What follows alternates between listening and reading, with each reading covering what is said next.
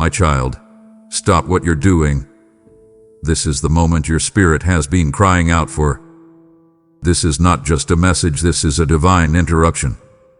I've waited for this night, this second, this exact breath to get your attention. Because what I'm about to reveal isn't optional, it's ordained. This word carries fire, and you must stay with me until the very last sentence. Don't skip. Don't scroll. Don't dare walk away from the door I'm unlocking right now. Everything is shifting, and it won't wait for convenience. If you leave too soon, you will miss the instruction, miss the confirmation, miss the visitation. But if you stay, fully, desperately, reverently, you'll see what I've been orchestrating behind the silence. It will be tonight. That's not a title, that's my decree. So stay, because by the end, everything will be different. My beloved, I need you to pause right now, wherever you are, however you feel. Not tomorrow. Not after your mind calms down. Not once the world gets quieter. Right now. The very breath you just took is drenched in divine significance. This isn't just a nudge, it's a sacred summoning. There is something stirring in the atmosphere that can no longer be postponed. You sense the pull, haven't you? The tightening in your spirit, that subtle tremble in your chest, that weight you couldn't name. That was me, drawing you in, parting the veil between heaven and your reality, because what I am doing cannot wait until morning. This is not a moment to shrug off. This is a moment to fall to your knees under the weight of something eternal. The stars in the sky tonight have aligned in obedience to my whisper, and creation itself is bearing witness that I am near. You are not scrolling by accident. You didn't pause here because of curiosity. This is divine design. I orchestrated this exact intersection, your heart, this message, my voice, because I'm about to say something that could right everything. This is not routine. This is not another gentle word to comfort your tired soul, though I do long to comfort you. No, this is a command wrapped in compassion, a holy interruption born from love. I see the 1,000 things you think you must finish before resting. I see the emotional clutter piling up in the corners of your heart, things you promised yourself you'd sort through another time. But child, there is no other time. It has to be now. There is something about this night, this hour, that makes it unlike any other. My spirit has been hovering over your midnight hour, hovering over the decisions you've postponed, the prayers you've whispered without expectation, the hope you buried beneath layers of maybe later. But tonight is not about later. This is not about preparation anymore. This is about response. You are standing on a holy threshold, and the air around you is thick with the fragrance of fulfillment. I am not tapping on your door softly. I am knocking with authority. I am summoning you with urgency because heaven has issued an activation order, and your name is on it. My beloved, you must understand, if you delay in hearing me now, you may miss the fullness of what has already begun. Everything I'm about to release has been held in waiting until your spirit leaned close enough to recognize my tone. And now it has. And now I speak. Listen. Lean in. This is not a passing moment. This is a midnight summons sealed in holy urgency, and it has everything to do with what I'm about to do in your life tonight. My child, listen closely now, because this moment is laced with eternal ink. Tonight isn't just another tick on the clock. It's not just another moonrise, not just another whisper in the wind. This night was etched into the architecture of heaven before your heart ever beat. This hour, yes, this very one, was written into my scrolls long before you tasted disappointment, long before you walked through that valley, long before anyone else knew your name. I sealed this moment not with randomness but with divine resolve. I didn't just plan this night. I branded it with your destiny. Here's a celestial circle around this moment, a heaven-spoken highlight, because this turning point is yours. While you've been counting the days wondering when I would move, I've been counting down to this one, holding it in the vault of my timing until your soul was finally aligned with the weight of what I'm about to release. You see chaos. I see convergence. You feel delay. I see divine orchestration. You've been aching for breakthrough, not knowing that tonight is the night everything begins to pivot. There are nights, child, when the veil thins, when the boundary between what is seen and what is stored breaks open. And tonight is one of those nights. You stood at the edge of many evenings, wondering if anything would change by morning. But this night is unlike the rest. This is not a maybe. This is a marked moment. The air around you is thick with the aroma of destiny.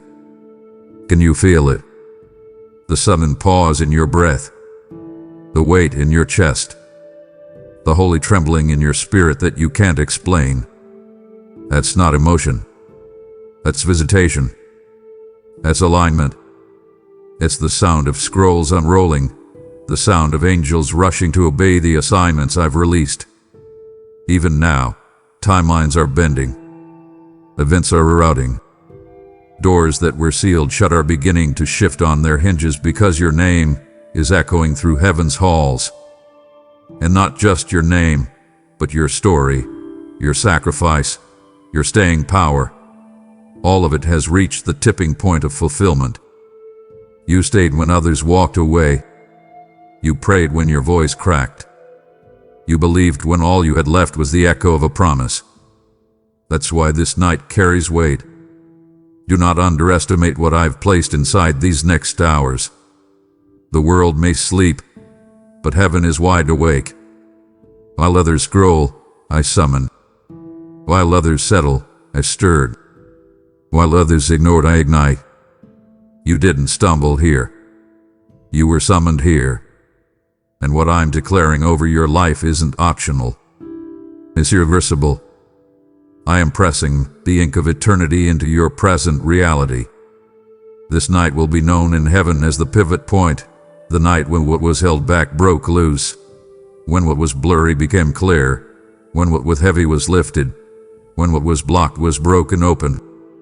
You may forget other nights, but this one, you will mark it with wonder. You'll look back and say, that's when it shifted. That's when it turned. And child, hear me. I don't need your perfection for this to unfold. I only need your permission. Don't resist the river. Don't downplay the power. This is not routine. This is revelation.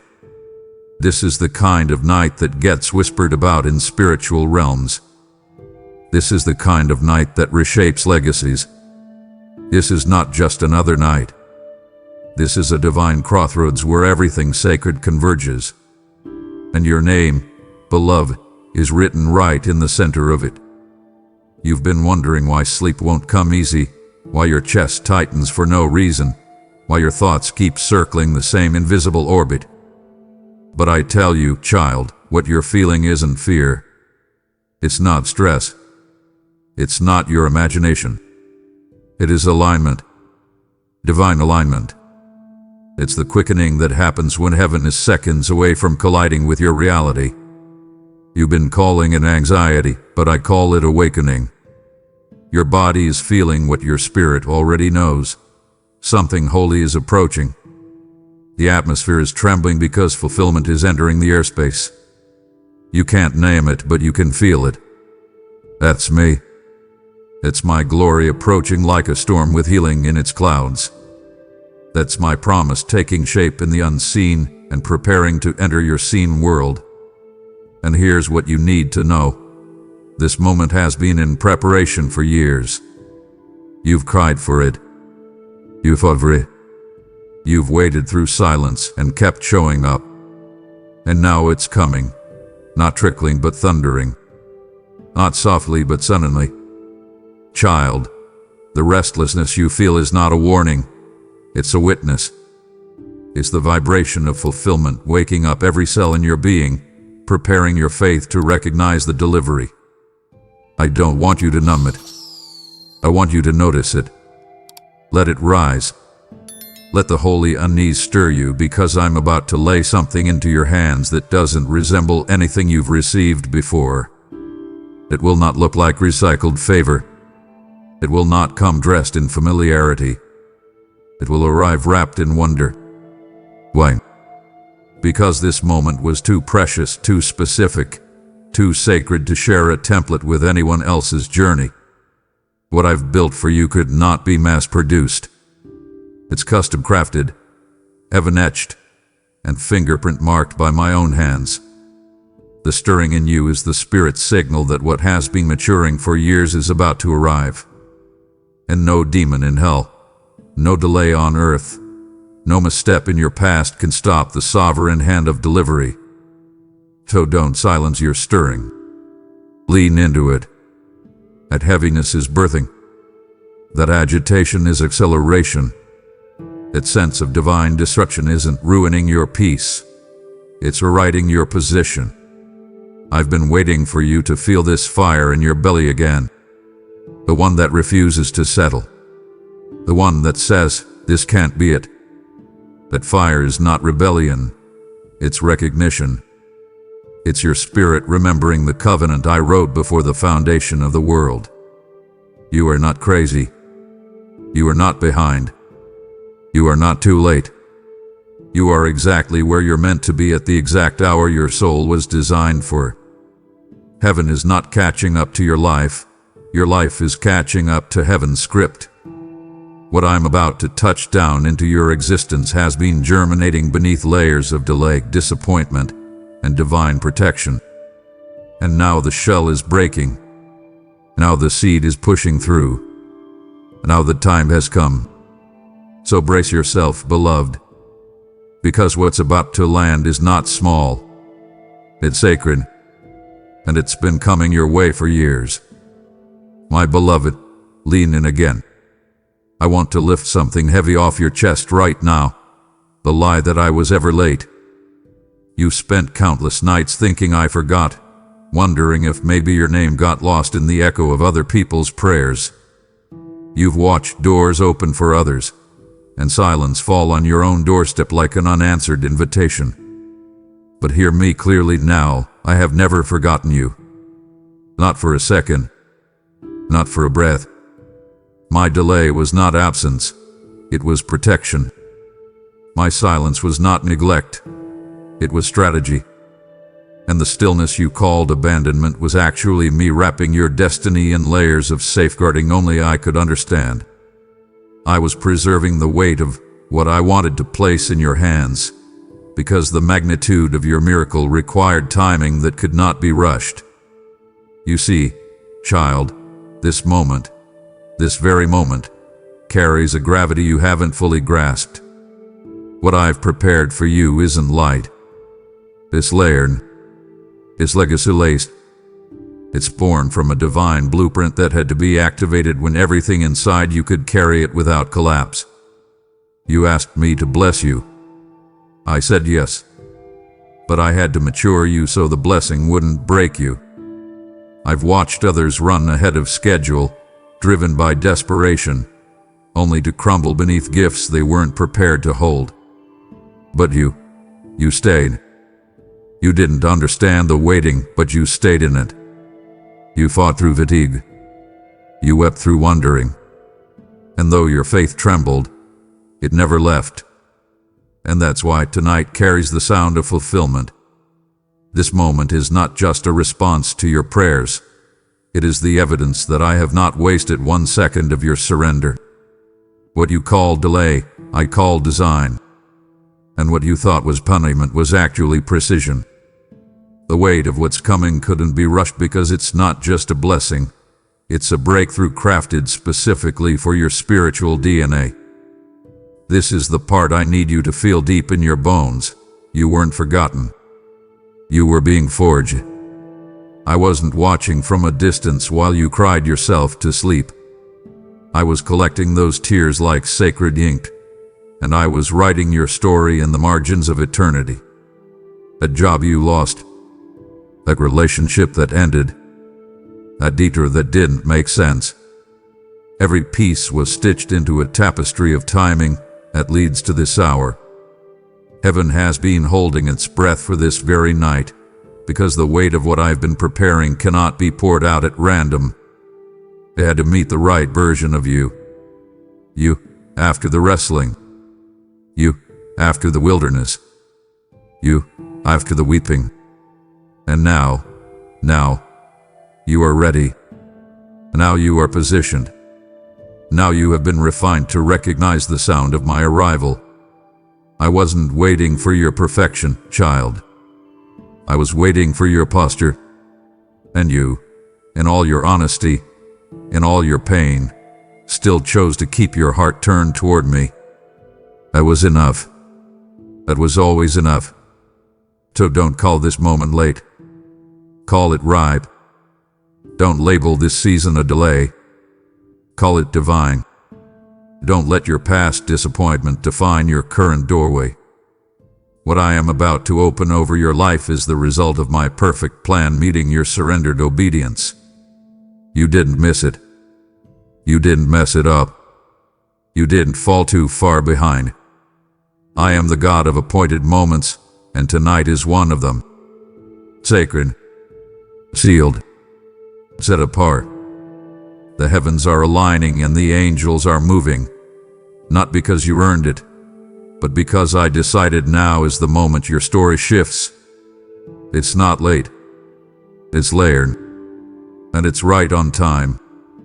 Child, while the world slumbered beneath blankets of comfort and routine, I remained awake, not watching idly, but working with intensity.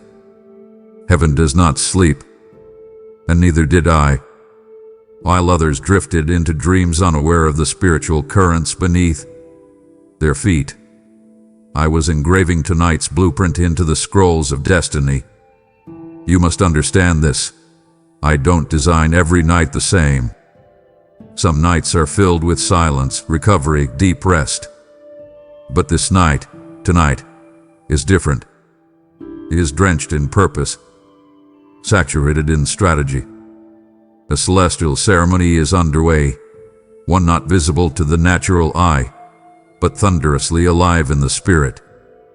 This is the kind of night where veil meets vision, where silence gives way to sound, where what has been hidden begins to unfold like a royal scroll. I call it a holy unveiling, not because you're about to learn something new, but because you're about to see what I've been showing you all along, with new eyes, new clarity, new faith. I know you've wondered if anything was really changing. You've laid awake in the past, eyes wide open, heart heavy, asking, Lord, when will I see what you promised? And my answer is this. The unveiling required the midnight hour. Some things can only be revealed when everything else grows quiet. It's in this kind of night, this unusual, pregnant silence, that I begin to move with visible power.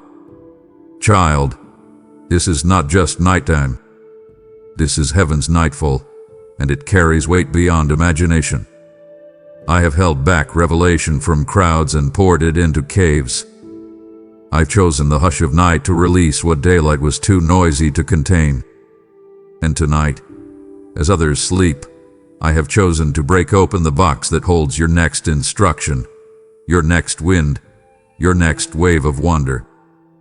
This unveiling will not be public at first. It will happen in the chambers of your spirit, in the marrow of your faith.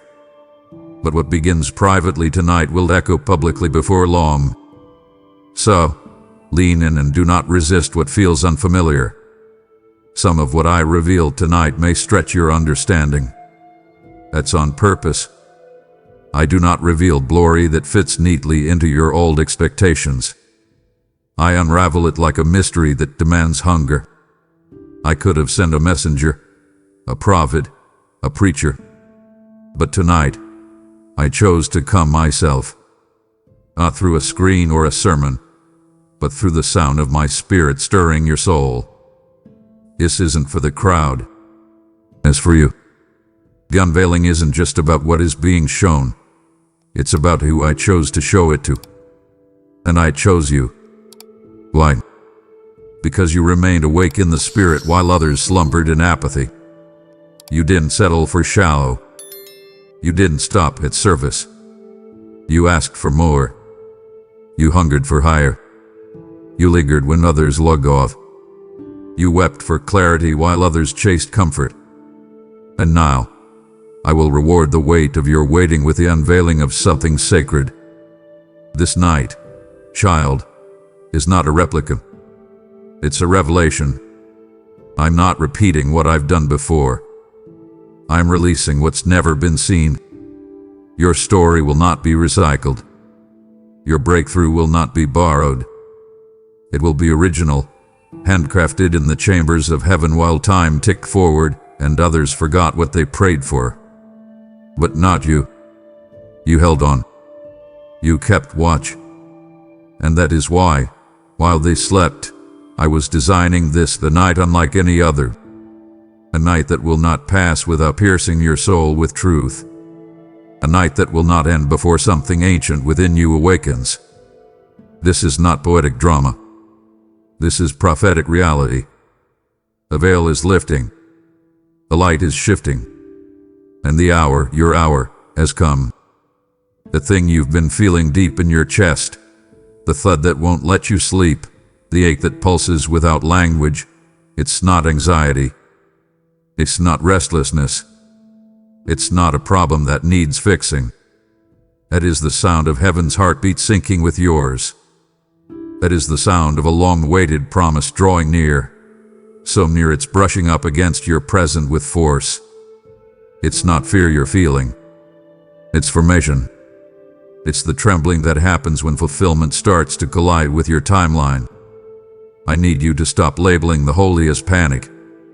You're not falling apart. You're being drawn in. This is the pulse of promise, pounding against the doorway of manifestation, demanding to be noticed. That pounding isn't trying to scare you, it's trying to wake you. It's a divine knock, urgent and rhythmic, declaring, it's time. It's now. Can you feel it? That internal stir, that holy unrest. It's the echo of every prophecy whispered over your life, every tear-soaked promise you buried and tried to forget. I have not forgotten. Those words have not expired. They've been growing roots while you were waiting. And now, they're rising. Not gently but powerfully. Not subtly but unmistakably. This is not your imagination. It's your invitation. That stirring you've been trying to soothe away is actually your soul recognizing that fulfillment is at the door. It's the pressure that comes before the push, the moment before the miracle, the final tremble before transition. You are not breaking down. You are breaking through. This is the rumble of something divine demanding entry into your life. And it's not waiting for your understanding. It's waiting for your agreement. This promise, this pounding, it's not weak. It's not blight. It carries weight. It carries heaven. It's layered in legacy and soaked in sovereignty. It doesn't need your logic. It requires your yes. You've asked me when it would happen. You've begged for signs. You've questioned whether it was all in your head. But now I've bypassed the signs and send the sound instead. The pounding in your spirit is me, not a metaphor, not a poetic idea, but me, the living God declaring that the door is ready to open. What you've longed for is no longer out of reach. What you've waited for is no longer far off. You are one surrender away from seeing it begin. But child, you must stop mislabeling the weight of glory as emotional distress. You must stop praying it away when I send it to awaken what's asleep in you. That pressure you feel isn't danger. It's delivery. So don't run from it. Don't numb it. Don't scroll past it. Let it pound. Let it rise. Let the pulse of promise break through every wall of doubt you've built in self-defense. Let the rhythm of heaven drown out the noise of fear and logic and past disappointment. This is the sound of something sacred, something holy, something irreversible, pressing against the borders of your life, demanding entry, demanding response. And tonight, if you open, I will pour it out. If you lean in, I will let it in. If you stay still long enough, you will hear the whisper behind the knock.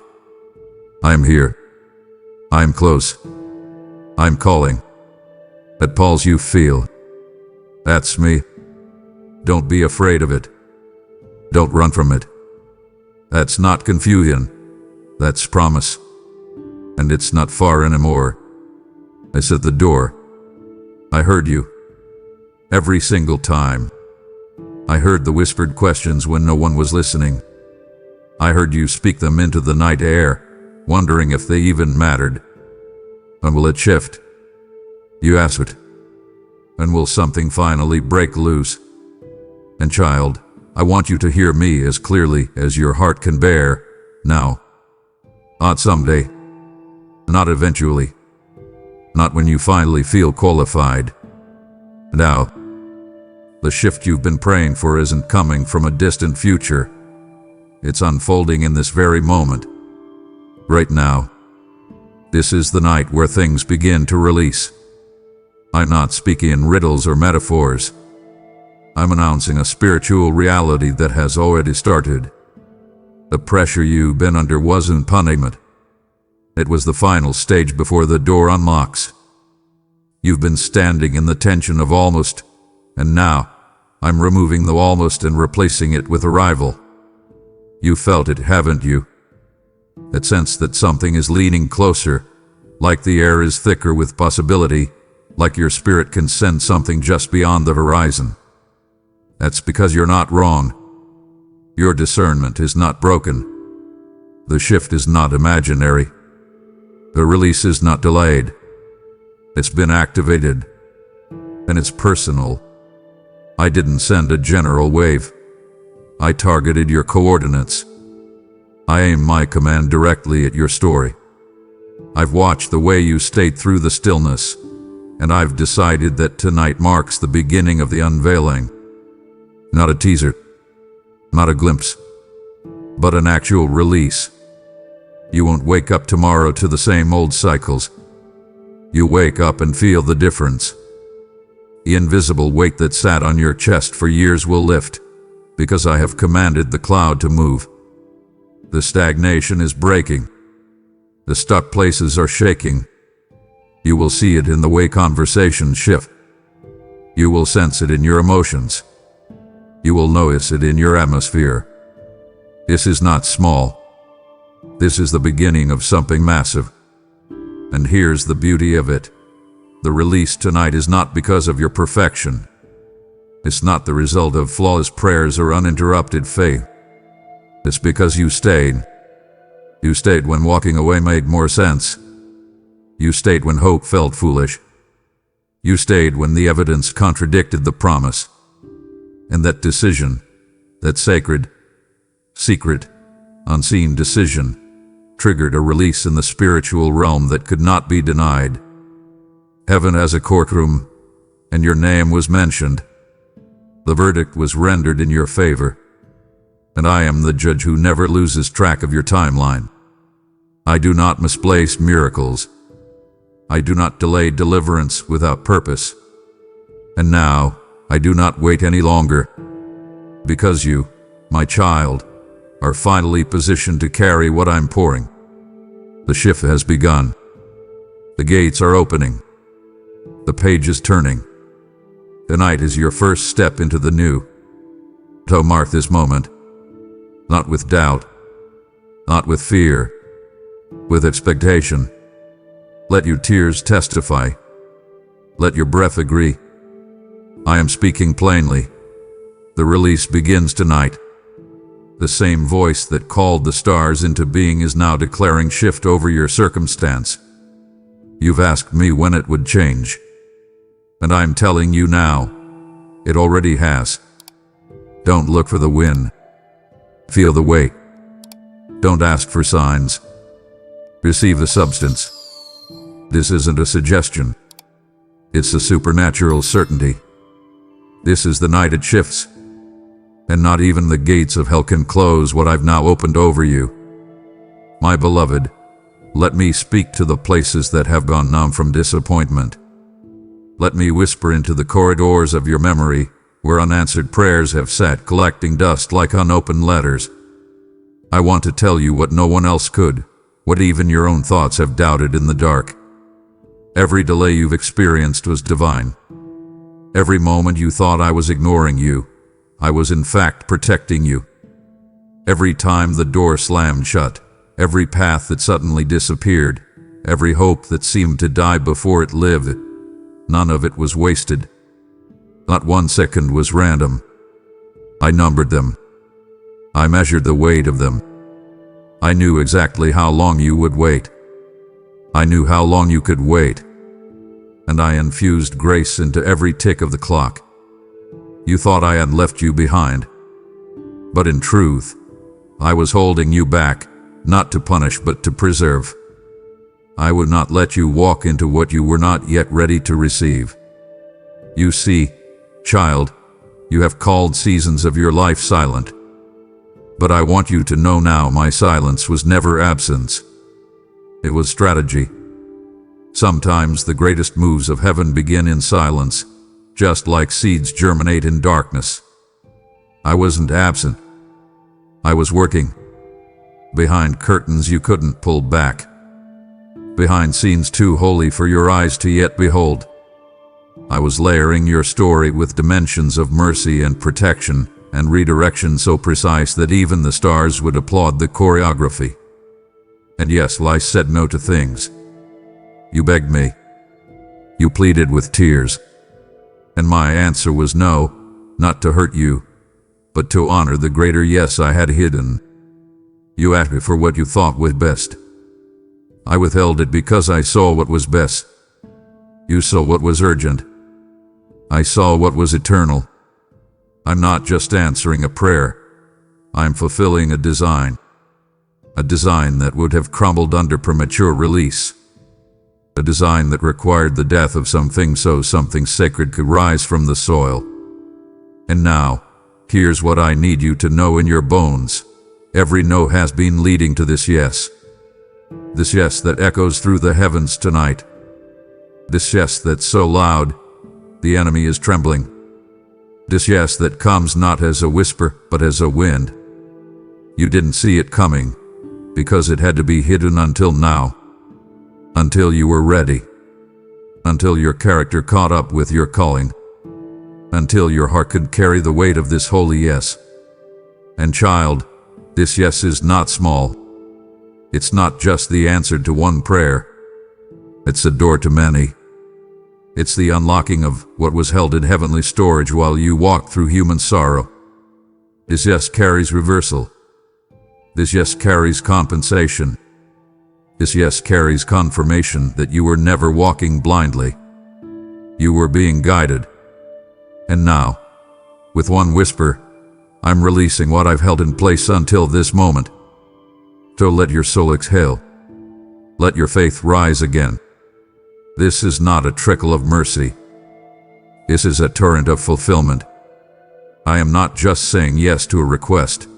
I'm saying yes to your name, to your journey, to the blueprint I wrote about you before time began. You have reached the turning point, the sacred tipping point where every delay now bows to my divine yes. The silence has spoken. The strategy is unfolding. The delay is over. I held it all back so I could release it all at once, not in part, but in power. You're not just entering a new chapter. You're being ushered into a holy eruption. This is your yes, and this is your night. My child, there are things happening right now, in this very second, that your eyes cannot see, but your spirit has begun to sense. You felt the atmosphere shift, haven't you? The quiet tug at your heart. the subtle trembling beneath your peace. That's not your imagination. It's the movement of heaven's army, already activated. I haven't just started planning. I haven't just begun answering. I have already dispatched the angels assigned to your deliverance, your protection, your next step. They are not packing bags. They are not awaiting instructions.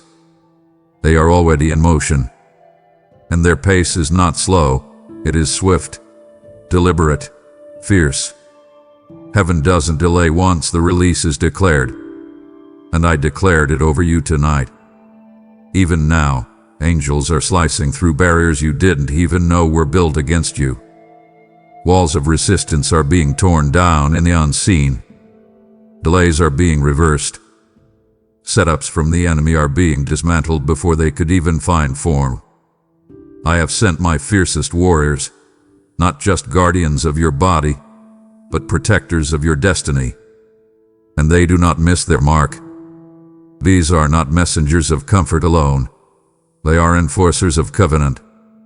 They carry scrolls with your name on them, etched in the handwriting of heaven, with detailed blueprints for what comes next.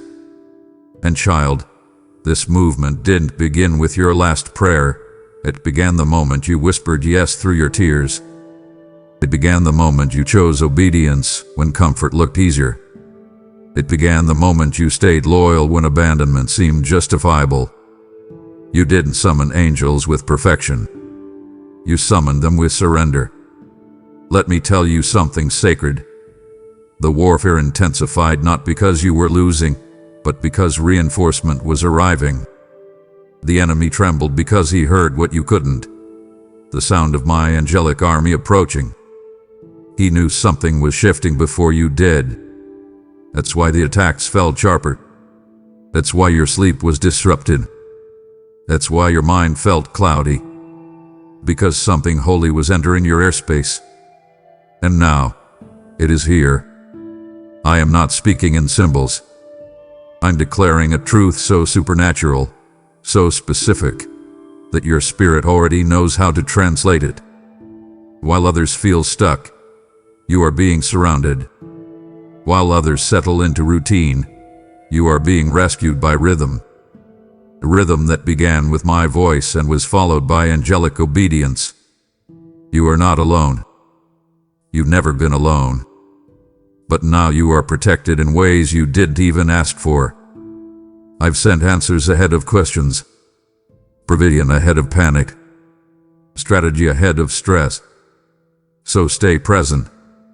Don't tune out what feels too big to grasp. The supernatural isn't a fantasy. It's your reality now. These angels I've dispatched are not occasional visitors. They are assigned.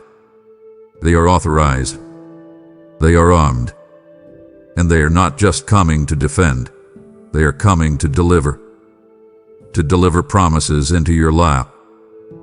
To deliver healing into your heart. To deliver instructions into your spirit. And they are moving as you read these very words. Not next month. Not next year. Now, you can't stop what I've set in motion, and neither can the enemy. So breathe deep, beloved. Not because everything is quiet, but because everything is covered. The angels are already moving. The answer is already activated. And this movement began the moment I said, go. My beloved, listen carefully, because this is the kind of word that shakes the spirit awake. I'm not just adjusting the atmosphere. I'm rewriting the architecture. The blueprint is changing. The very design of your next chapter is being drawn differently than what came before. The structure that once confined you, emotional patterns, repeated disappointments, invisible ceilings, I am redrawing it all with my own hand. The story that once centered around survival is shifting toward sovereignty. You spent nights curled in silence, wondering when joy would return. And now I speak to that exact place, not figuratively, but literally. The room where you sat broken. The bed where your tears soaked the sheets. The car where you screamed into the steering wheel. I am reclaiming that ground. I am declaring it holy. I am assigning glory to the place where grief tried to bury you. Child, tonight is the blueprint shift. The terrain of your life is no longer shaped by trauma. It's being formed by testimony. I am taking the same ground where sorrow stood, and I am turning it into sacred soil. Not as a symbol, as a sign, as proof. Proof that I do not waste pain. Proof that I build palaces on the ruins of the past. Proof that your tears were never in vain. They were irrigation for glory. But with once a grave will never grow gardens. What was once a delay is becoming divine design. You thought the blueprint was finished because the pages felt so familiar, but I've just turned the sheet. And what I'm drawing now doesn't resemble your past at all. It doesn't have to, because I am not bound by what was. I'm building from what is, and what is happening tonight is too holy to fit inside old frames. That ache in your chest, it's not regret. It's the echo of transition. Your spirit recognizes the new outline even before your mind can accept it. You feel off balance not because something's wrong, but because something right is replacing what you thought with permanent. You will no longer wake up tomorrow defined by yesterday's pain. You will wake up marked by tomorrow's purpose. I am shifting the center of gravity in your life. What once drew you back will now propel you forward. The place that felt like captivity will become a launching pad. And you won't have to force this change. You won't have to fake joy or manufacture momentum. The blueprint is being laid in grace. What once wore you out will now lift you up. And people will ask what changed. They won't see it at first, but you will know. It started tonight. The tears told the truth, but my glory rewrote the ending. So lift your head, child. Not in denial, but in holy defiance. The sorrow at its season, but now the blueprint belongs to me. And I say this: I am drawing destiny over your dust. I am sketching freedom into the cracks. I am drafting joy into every shattered blueprint the enemy tried to convince you was all you'd ever have. This is not a minor adjustment. This is a holy overhaul. The room where you wept is about to become the room where you worship. The floor where you crumbled will be the place where my power falls. The ashes you sat in will become the altar I answer from. And tonight is where the blueprint bends, and not toward breakdown, but toward breakthrough. Let every line drawn in pain now be traced over by promise. This is not imagination. This is manifestation. This is the moment the blueprint changes forever. You've just heard me speak about how I've hidden the next move inside of you. But what I've placed in you is not just for you. It's a light meant to ignite others. Just as I've lit your spirit tonight, I am calling you now to become a carrier of this fire to someone else. So into this word, help carry my voice further. Every seed you plant helps me reach another weary soul, another wandering heart, another destiny waiting to awaken. He who refreshes others will himself be refreshed. Proverbs 11:25. That's not just scripture. That's my voice speaking over you now. I have given you a moment to be part of the movement. Step in and support it through Super Thanks membership, or the link in the description below. Don't delay. Do it now. My child, I know how the hours have haunted you. I know how the ticking clock has taunted you, whispering lies into your soul that you're behind, that you missed it, that others outran you, outgrew you, outshined you. But I break that lie now. I silence its voice with the sound of eternal timing. Hear me clearly, you are not late. Your name has not been misplaced. Your purpose has not been passed over. Your future is not on hold.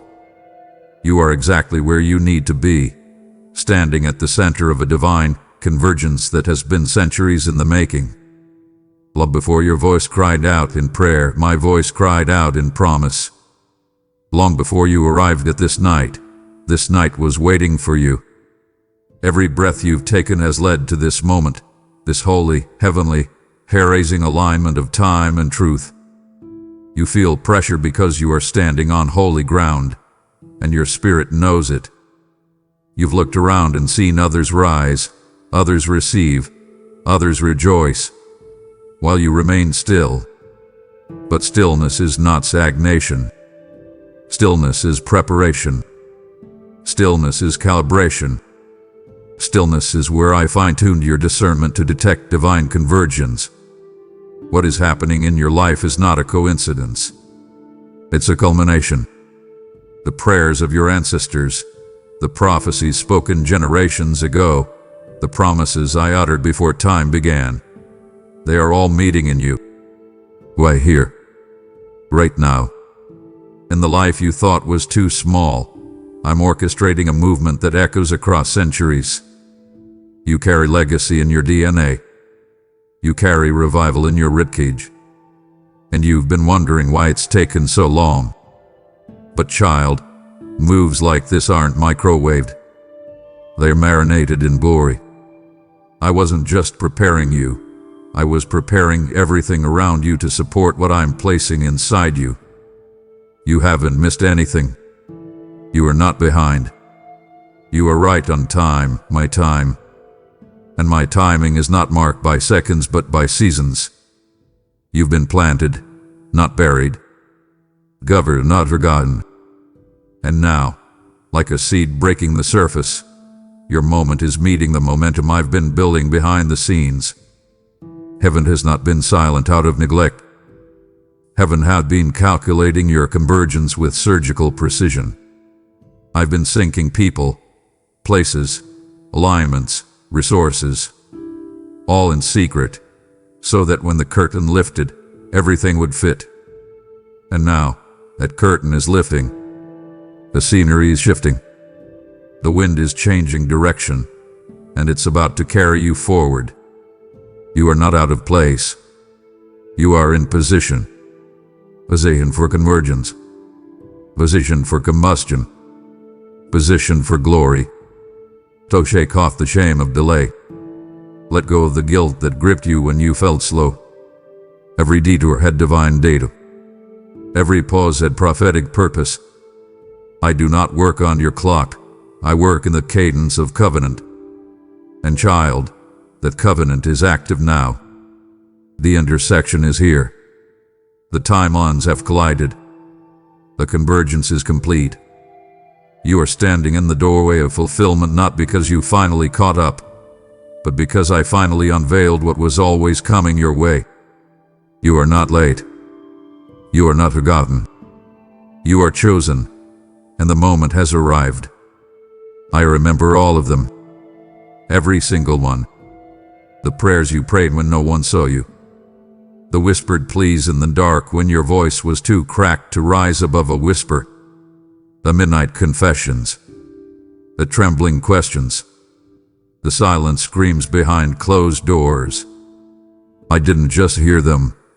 I held them. I cradled them in my hands like sacred seeds, each one marked by the fingerprints of your desperation and faith.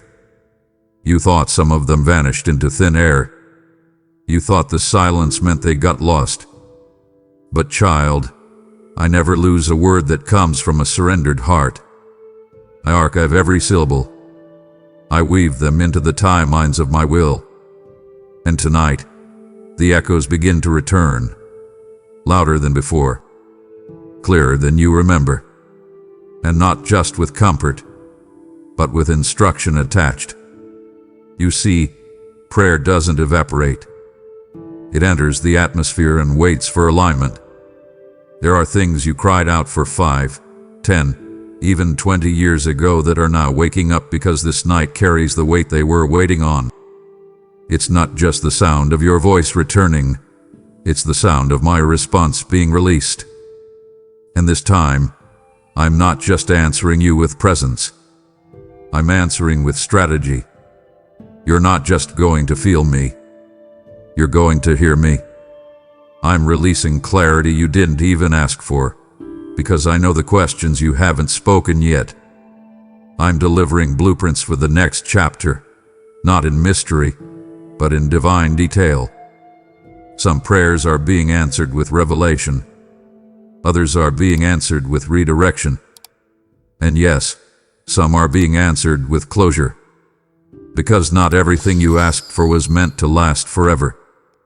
But everything you offered me in trust is now returning to you with purpose. You may have thought I was unmoved, but I was working. You may have assumed I was distant, but I was orchestrating. You may have believed your words hit a ceiling, but they were being stored in the vault of fulfillment. And tonight, I open the door. Every whisper is coming back around, not as an echo of your desperation, but as a decree of your destiny. And listen closely, some of the instructions that are coming will not make sense to the natural mind. They will challenge your comfort. They will stretch your logic. They may require faith that costs you comfort. But that is how promise works. It requires participation. So don't just receive my voice, respond to it. Don't just nod your head, move your feet. I'm speaking to you tonight because the delay is over, and now comes direction. And direction must be followed, not admired. So prepare yourself. Keep something near you to write with. Tune your heart, not just your ears. The answers are not delayed. They are descending. You will hear phrases in the spirit that cut through confusion like lightning. You'll begin to know what to do without understanding how you know. That's me. That's what happens when prayers return with power. Don't second guess what I show you in this hour. I'm not playing with your heart. I'm delivering the fulfillment of what your heart cried for when no one else noticed. And I am not sending vague comfort. I'm sending concrete instructions. This is the night when the whispers return as wonders. This is the night when the cries return as clarity. And child, you're going to recognize the sound, because it's your own voice, finally being answered. My beloved, I want to ease the weight you've placed on your own shoulders. You've been thinking, but the breakthrough, I promise, depends on you getting everything right. You've wrestled with guilt over not praying enough, over missing quiet times, over stumbling in moments of weakness. You've mistaken my voice for your own shame, but child, hear me. I never asked you to be perfect. I never expected flawlessness. If that were the requirement, none would qualify. I only ever asked you to be present. And tonight, that's all I need from you. Not your resume, not your ritual, just your heart, raw, honest here. I am not looking for religious performance. I'm looking for your attention. I'm speaking in this hour because what I want to deposit into your spirit cannot wait for a better version of you. It has to be now. And you, as you are weary, wondering, hopeful, hesitant, are enough. I have always moved through broken vessels. I have always chosen the least expected. And tonight, I choose you, not in spite of your questions, but because of them. Not in spite of your doubts, but because your doubts have kept you near. You didn't walk away. You didn't stop seeking. You didn't shut your ears completely. And that was all I needed. I'm not calling perfect people to this moment. I'm calling present ones. Present enough to pause. Present enough to feel. Present enough to recognize that this isn't just emotion. This is encounter. Your attention is the altar I need right now. Your undivided heart is the doorway through which I will pour what I've been holding. This moment is not about religious performance. It's about spiritual posture. And posture begins with presence. The kind of presence that lays down distractions. That turns off the noise. That chooses stillness even when everything around you demands motion. Child, I want to meet you in the now, not the future you envision, not the healed, cleaned up version you imagine. Now, I'm not asking for a perfect heart.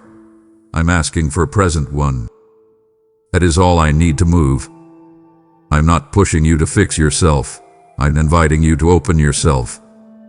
You've been under the impression that you must earn this visitation.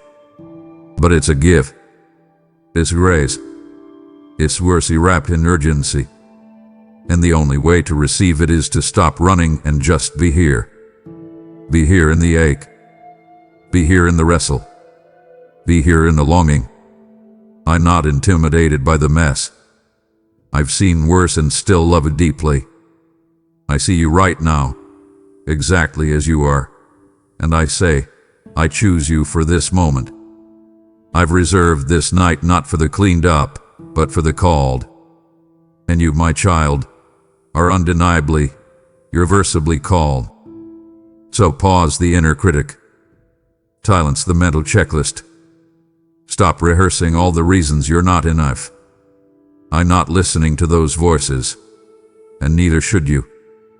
I'm speaking to you, not a future version of you. Right here, right now, as you are.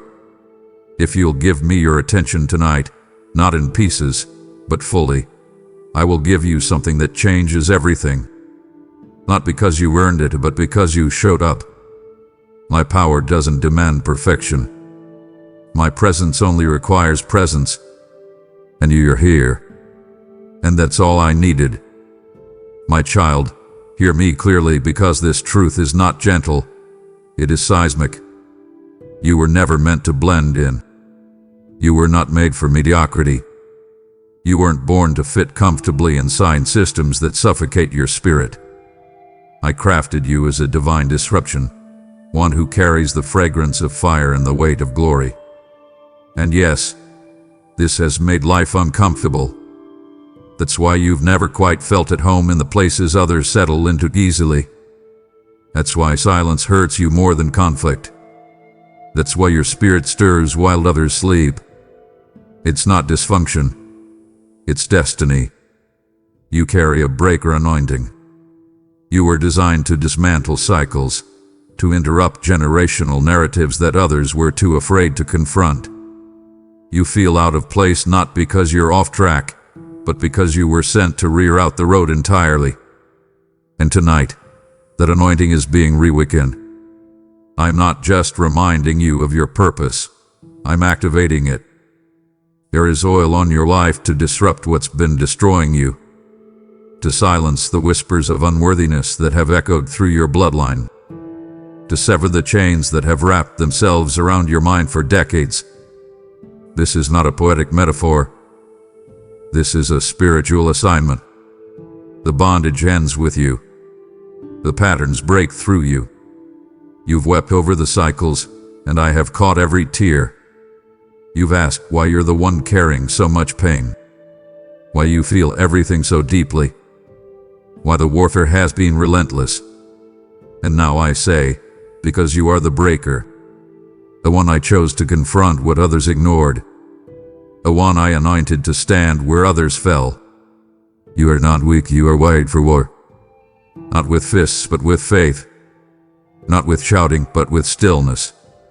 Not with rage, but with revelation. You've been made to undo the undoing. And tonight, child, I pour new oil on your head. The kind of oil that doesn't just soothe, it shatters. The kind of oil that doesn't just heal, it harnesses holy power to break things open. This isn't the type of anointing that keeps you comfortable in pews. It launches you into battlefields with boldness. And you've been feeling the tremble inside, not out of fear, but because your spirit recognizes this moment as activation. I'm putting keys in your hand tonight. Keys that don't just open doors, but lock old ones behind you. You will not walk in the same patterns again. The familiar pull of old sins, old thoughts, old pain, it is being broken tonight. The old you cannot follow you into the new thing. I will not allow it. because what I've placed on your life is too potent to be diluted by the past. So rise up now, not in panic, but in purpose. Let the warrior in you wake up. Let the breaker in you take breath. I did not call you to keep quiet when strongholds shout. I called you to shift atmospheres, to walk into rooms and carry change, to speak and see chains fall. This isn't pride, it's placement. You were placed on the earth for this. And tonight, I'm marking you with fire again. Holy fire. Not to burn you, but to burn through everything that trying to break you. You are the interruption the enemy never planned for, the threat he underestimated. And tonight, you will walk in that truth. Not someday, not after another round of healing. Tonight, I am anointing you as the breaker, and your time is now. Lean in, child. Closer still. What I'm about to release into your life is not just something you'll learn. It's something you'll become. You've been waiting for answers, asking me to explain, hoping I would make things make sense. But tonight, I'm not coming to fill your head with facts. I'm coming to fill your spirit with fire. I'm not just downloading information. I'm imparting revelation. There is a difference. Information reaches the intellect. Revelation rewrites identity. And this night, I am doing the latter. I am imparting something sacred, something heavy, something that cannot be unlearned or forgotten. You are about to carry weight in the spirit that you did not earn, but that I have chosen to entrust you with. This impartation will mark you. You will feel it in ways you cannot explain. A shift in how you see, a new lens, a deeper sense of discernment. Places that once confused you will now clarify. Patterns that once plagued you will now break under the pressure of clarity. I am not here to make you smarter. I am here to make you stronger in spirit. I am not forming scholars tonight. I am forging warriors. And this kind of impartation comes with heat. It comes with stretching. But it also comes with power. You've asked me for insight. But I'm giving you authority. I'm giving you a voice that carries more than words, it carries weight. And not the weight of human wisdom, but the divine weight of someone who has seen, who has heard, who had been marked by heaven itself. You will not walk the same after tonight. You will not pray the same. You will not respond the same. People around you may not immediately see it, but your atmosphere will. Your inner world will testify. The way you move through decisions, the way you hold boundaries, the way you wait in silence, it will all carry this new mantle. Because I am not giving you random inspiration. I am giving you heaven's impartation. And it is yours to steward. I'm not speaking in parables tonight. I'm speaking with pinpoint precision. This revelation will not bounce off of you. It will root inside you. You'll feel it in your sleep. It'll stir you in the middle of ordinary days. It'll change how you carry your history and how you prophesy over your future. It will be undeniable. Not emotional hype, but spiritual infusion. And child, I trust you with it. I chose this night for a reason. I chose you for a reason. Because I knew you wouldn't waste it. You wouldn't hoard it. You wouldn't idolize it. You would carry it with humility, with hunger, with holy trembling. And I say again, this is not information. It's impartation. And it's falling even now, like fire in your spirit, like oil on your head, like wind through your lungs. You won't have to chase understanding. Understanding will begin to chase you. I'm not just teaching you. I'm transforming you. And this night will mark the moment it all shifted. Child, you've misunderstood me at times. You've wondered if I keep asking more and more from you, more patience, more sacrifice, more surrender, as if I were trying to empty you out without ever filling you back up. But that has never been my intention. I don't deplete my children. I deposit into them. I don't come to strip you bare unless it's to make room for something greater. I never come to take, I come to give. And tonight, I need you to understand this with holy clarity. I'm not after what's yours. I'm after what's mine to give you. I'm not here to take something from you. I'm here to deliver something to you, something you've been praying for, something you didn't even know you needed, something tailor-made for this exact hour of your life. And nothing will stop me tonight. Not your weariness, not your confusion, not even your hesitation. I am the God who finishes what I start, and what I started in you, long before the disappointment, long before the heartbreak, long before the detours, is now moving into fulfillment. This is not a vague promise. It's not a distant hope. This is a divine delivery. There's something in my hands tonight with your name written on it. I've watched you come to the edge of surrender again and again, holding your breath, afraid I'd asked for more than you could give. But I never intended to leave you empty. I planned to overwhelm you with fullness. My spirit is not entering this night to critique your lack. I'm coming to saturate your soul with surplus. And I say it again, for the lies that have lingered in your mind. I am not trying to get something from you. I am pouring something into you that hell has fought to delay, but cannot stop any longer. You've mistaken the waiting as punishment. You've assumed the stretching was about proving your devotion. But child, this whole journey, every moment, has been me positioning you to receive. And now, like a runner at the edge of release, like rain pressing against the clouds, like fire caught in wood ready to ignite, I am coming with force. A gentle force. A holy force. But still the force nonetheless. I have something for you, and I will be held back tonight. Not by doubt, not by fear, not even by your questions. I am bypassing all of that with my love. Love that is stronger than resistance. Love that refuses to let go. Love that sees what you need before you can ask. And tonight, that love is unlocking something ancient, something eternal, something unstoppable. So drop your defenses. Let your guard fall. This is not a transaction. This is a transfer. Not a demand, but a delivery. I'm not here to take what little you have. I'm here to give you more than you imagined. And yes, it's happening tonight. Not when you get it all together. Not when your faith is spotless. Not when you feel brave.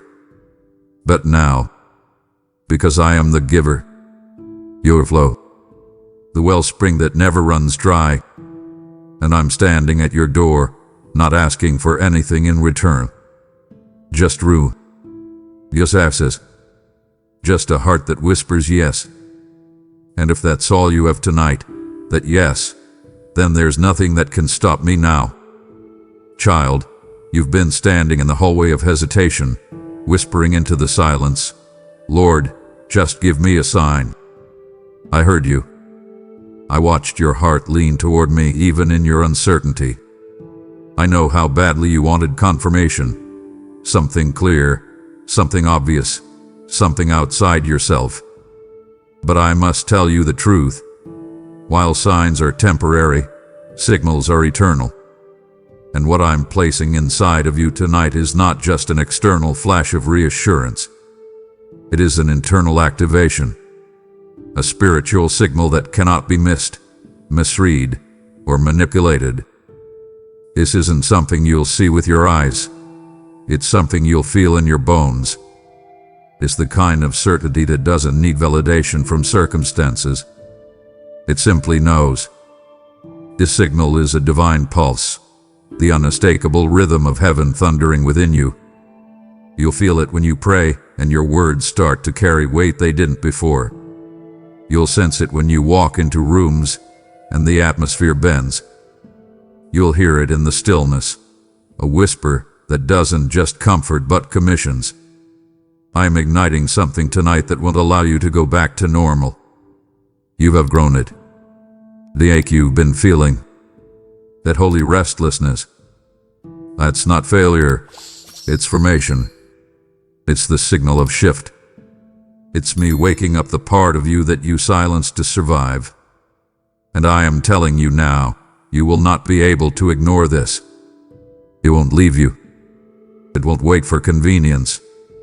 This is not a passing impression. This is a permanent divine mark. You'll wonder how you ever second-guessed yourself after this. Not because you'll suddenly become flawless, but because my spirit will confirm things within you before you ever see them in front of you. You'll know what to say before the question is asked. You'll discern what to walk away from before it even touches your peace. You'll dream with clarity again, not just nighttime dreams, but waking vision. The signal will grow stronger as you obey, louder as you lean in. And child, let me say this gently, but firmly. This signal is more reliable than any sign you were waiting for. Because signs can be counterfeited.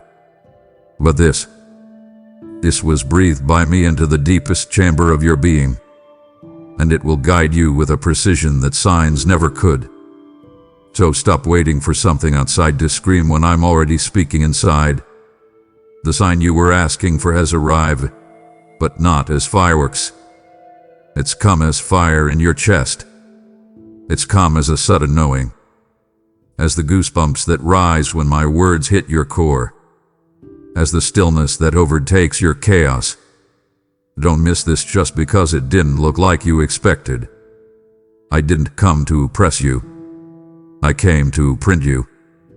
And tonight, I am sending a signal from my throne to your spirit. It is internal. It is undeniable. And it is irreversible. You've been through winds that should have shattered you. You've stood in rains that soaked your faith to the bone. You faced nights where you questioned not just my timing, but my presence. Where were you, Lord? You cried. And child, I was right there, holding together what you thought was falling apart. I didn't stop the storm, but I sustained you through it. And tonight, I need you to see what I saw while you were barely holding on. I saw resilience wrapped in surrender. I saw a fight in you that refused to die. I saw the flicker of hope when everything else had gone dark. The storm didn't expose your weakness, it exposed your worth. And now I speak this truth over you. That storm didn't break you. It revealed you. It showed the heavens and the hells that you're still here. And that's all I needed to begin building. Because I never build on appearances, I build on what remains. And what remains in you, after the loss, after the heartbreak, after the chaos, is stronger than you know. You don't feel strong, I know. You feel tired. You feel used up. But strength is not the absence of struggle. Strength is the refusal to quit even when quitting feels easier. And you, my child, did not quit. You staggered, but you didn't stop. You wept, but you didn't walk away. And what you thought was your unraveling was actually your unveiling. The enemy thought the storm would scare you out of destiny, but instead, it stripped away every illusion, every idol, every crutch, until only the real you was left standing. The you I always saw. The you I've been waiting to build with. And now, the construction begins. Not tomorrow. Tonight. Because the shaking has stopped. And now comes the settling of glory. Do not despise what's left. Don't curse the ashes. I dwell in places that look ruined to man. I take remnants and turn them into revivals. And what remains in you is exactly what I need. Not more, not less, You keep looking at what's missing. I keep looking at what survived. You lost things, yes, but you didn't lose you. You didn't lose your calling. You didn't lose my promise. You didn't lose your access to me. And if you still have me, you still have everything. So tonight, I'm laying the first beam, not just of recovery but of rebuild. Not a replica of the old, but a design brand new. A house not built on sand but on stone, on truth, on tested faith, on intimacy forged through the fire. I'm not patching holes. I'm establishing pillars. And child, this new thing, it will last. Because this time, it's built on what couldn't be taken. So lift your head, not in denial, but in defiance. Let the enemy watch as I bless what he tried to bury. Let your past watch as your future rises from its dust. The storm did its worst, but it failed. You're still breathing. You're still listening. You're still expecting. And that is all I need. I'm not afraid of your brokenness. I'm building from it. I'm not intimidated by what was lost. I'm igniting from what remains. A storm didn't destroy you. It defined you. And now, I will build you. Listen to me now, child, because this is not the beginning of just another chapter. This is the tearing open of the very atmosphere around you. You've heard the word season spoken over your life so many times that it's become comfortable, familiar, predictable. But what's unfolding tonight is not a season. It's a shift. And there is a difference. Seasons come and go, but a shift alters everything. A season has a start and an end, but a shift has momentum that does not reverse. And I tell you this in the fear of the Lord. You are stepping into a spiritual climate change. What once felt heavy will now feel weightless. What once took years to birth will now be released in sudden moments. What once required survival will now require authority. And that authority, child, is resting upon your shoulders tonight. You didn't see this shift coming, not because I hid it from you, but because I had to protect it from premature exposure. I've been preparing you in secret, in silence, in obscurity. I've been tightening your discernment while the world slept on you. I've been developing your authority in the hidden places where nobody applauds. And now, I say with holy fire, you are ready for the shift. You are not being introduced to a new level. You are being entrusted with a new dimension. I am shifting not just your external circumstances, but your internal compass.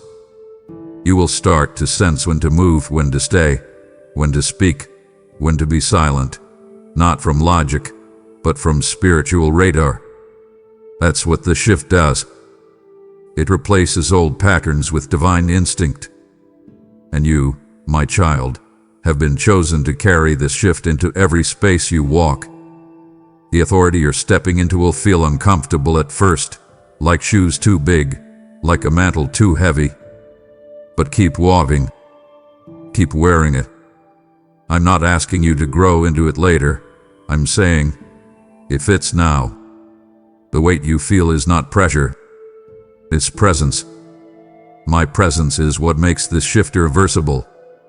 You won't be able to unsee what I'm about to show you. You won't be able to unknow the revelation I'm about to release.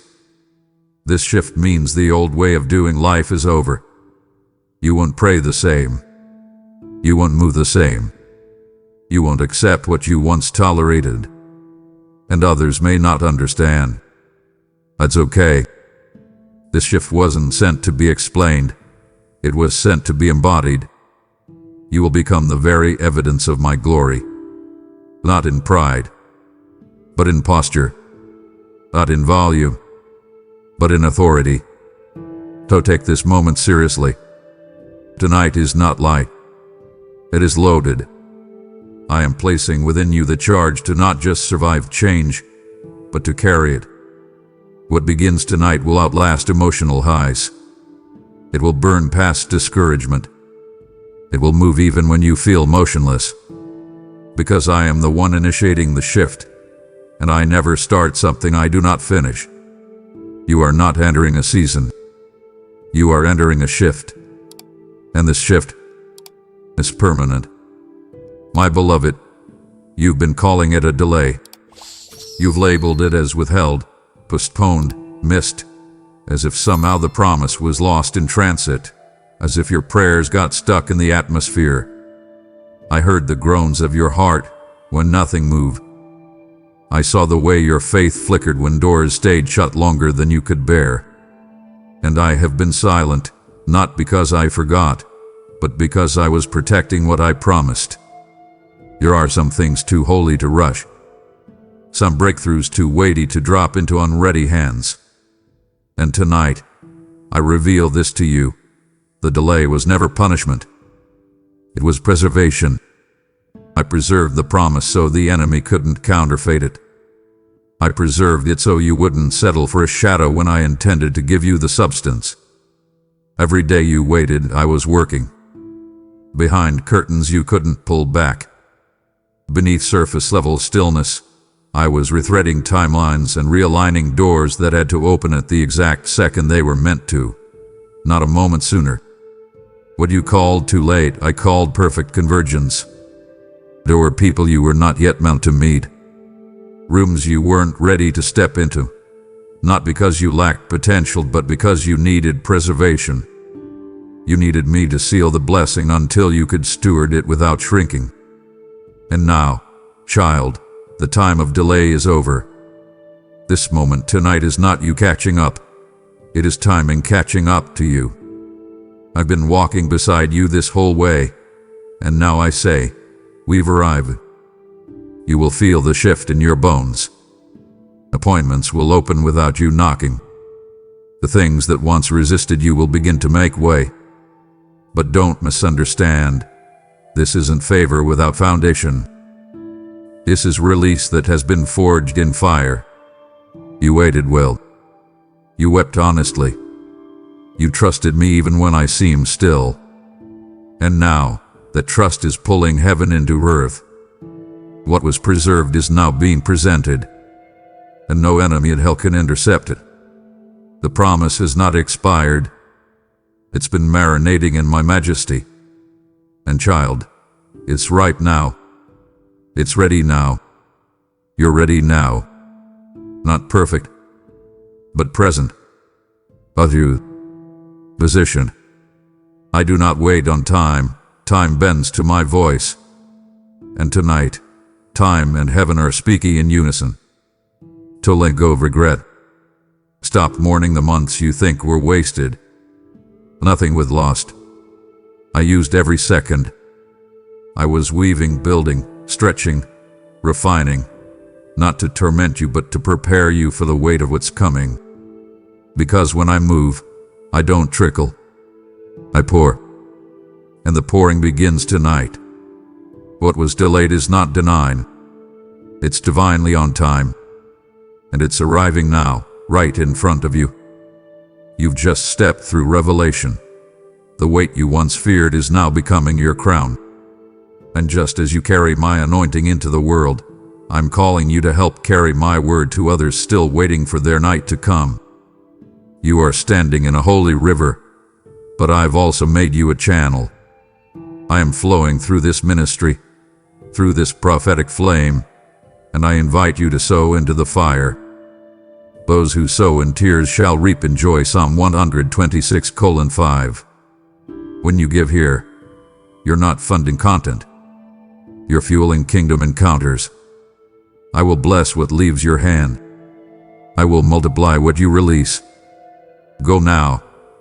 Respond with obedience and give through super thanks, membership, or the PayPal link below. This moment matters. Child, do you even know what's happening inside you right now? Can you feel it? Can you sense the cracking open of layers that once felt like armor, but were really walls? I am doing something in your identity tonight that no sermon, no psalm, no season of striving could do. I am not just healing you. I'm revealing you. The true you. The version of you that's been hidden behind survival. The version of you that hell hoped you'd never meet. The version of you that believes me when I speak, not with a hopeful maybe, but with a holy yes. That version is rising tonight. Not timidly, but with trembling power. Not with arrogance, but with authority born from encounter. You don't need another motivational word. You need transfiguration. And that is what's happening here. In the same way the caterpillar never returns to crawl after knowing the sky, so too will you never return to the limitations you once called home. Because now you believe me. You believe I meant every promise. That my voice doesn't lie. That my goodness isn't dependent on your perfection. And that kind of belief, the unshakable kind, terrifies the gates of hell. Hell can handle Christians who quote verses. Hell fears believers who embody revelation. And that's who you're becoming. Not just a receiver of words, but a carrier of them. Not just a student of the supernatural, but a sign of it. And heaven watches in awe. Not because I doubted you, but because even the angels marvel at what grace can do inside dust. They marvel when faith ignites inside brokenness, when courage rises through fear, when someone who's been through hell still lifts their hands and says, God, I still believe you. That, child, is the kind of faith that moves mountains. It's the kind of belief that reshapes regions. And that's what's happening in you right now. You're not morphing into someone else. You're becoming fully you. The version of you I dreamed before you ever had a name. So don't fear this awakening. Let it happen. Let the tears fall. Let the roar rise. Let the lies break. Let the lesser identities fall like chains. Because what I'm unlocking in you is a version of yourself hell prayed would stay buried. But I came to unearth it tonight. Not because you did everything right, but because you finally believed me. And that belief, it changes everything. My child, hear the thunder in my heart. This moment isn't merely a turning point. It's a rupture in the spiritual climate. A breaking of barriers that no delay or doubt ever anticipated. You may feel like you're on the brink, but what I'm preparing is not tentative. It is titanic. The momentum you've been trying to manufacture through striving, through whispered prayers, through self-force, that momentum was only a rehearsal. What's coming is not motion. It is ignition. I'm stirring not just change but explosion. I'm sending a shockwave through the layers of your life, through the spheres that have stood opposed to your promise. What was once stagnant will now surge. What was once delayed will now detonate. The spiritual world is already murmuring. Something is shifting in you, and its echo will not stay contained in your life alone. You felt a tremor within, a stirring beneath your ribs, an ache in your spirit that couldn't be named. That is the pulse of a holy explosion preparing to erupt. The furnace of your trials, every heartbreak, every disappointment, every moment of waiting, has been compressing pressure for this moment. And I say now, release. Let what has been building inside you break forth. Not with violence, but with authority. Not with chaos, but with the order of my spirit. I've been staking territory in your life that the enemy thought was safe. I've been setting off traps in the unseen that he believed were unassailable. Tonight, those traps detonate, but for your freedom, not your ruin. I am letting loose walls that have caged your calling. I am striking chains that once clung to your identity. I am scattering the strongholds that whispered you were too late. The explosion taking place is sacred. It does not destroy you. It declares you. It takes what the enemy intended to use against you and turns it into launch guns. Do not shrink when you feel the pressure. Do not misunderstand the shake as failure. This is not collapse. It is construction in progress. This is the seismic shift that precedes elevation. The ground beneath you may rumble, but your foundation is my promise. The storms will roar, but your king shouts over them. You may tremble in the flesh, but your spirit stands unmoved. And afterward, after the release, after the flash, after the echo, you will step into a different territory. Not because you fought harder, but because I engineered the explosion. What comes next will not be a pale reflection of your hopes, but the fulfillment of them. The glory that was stored in the hidden places will now baptize your presence. The doors that were locked will now swing wide. The room you thought you'd never enter again, you will walk into it, because this explosion has rearranged your atmosphere. I am not promising minimal shift. I am decreeing transformation. And it begins with the eruption in your spirit tonight.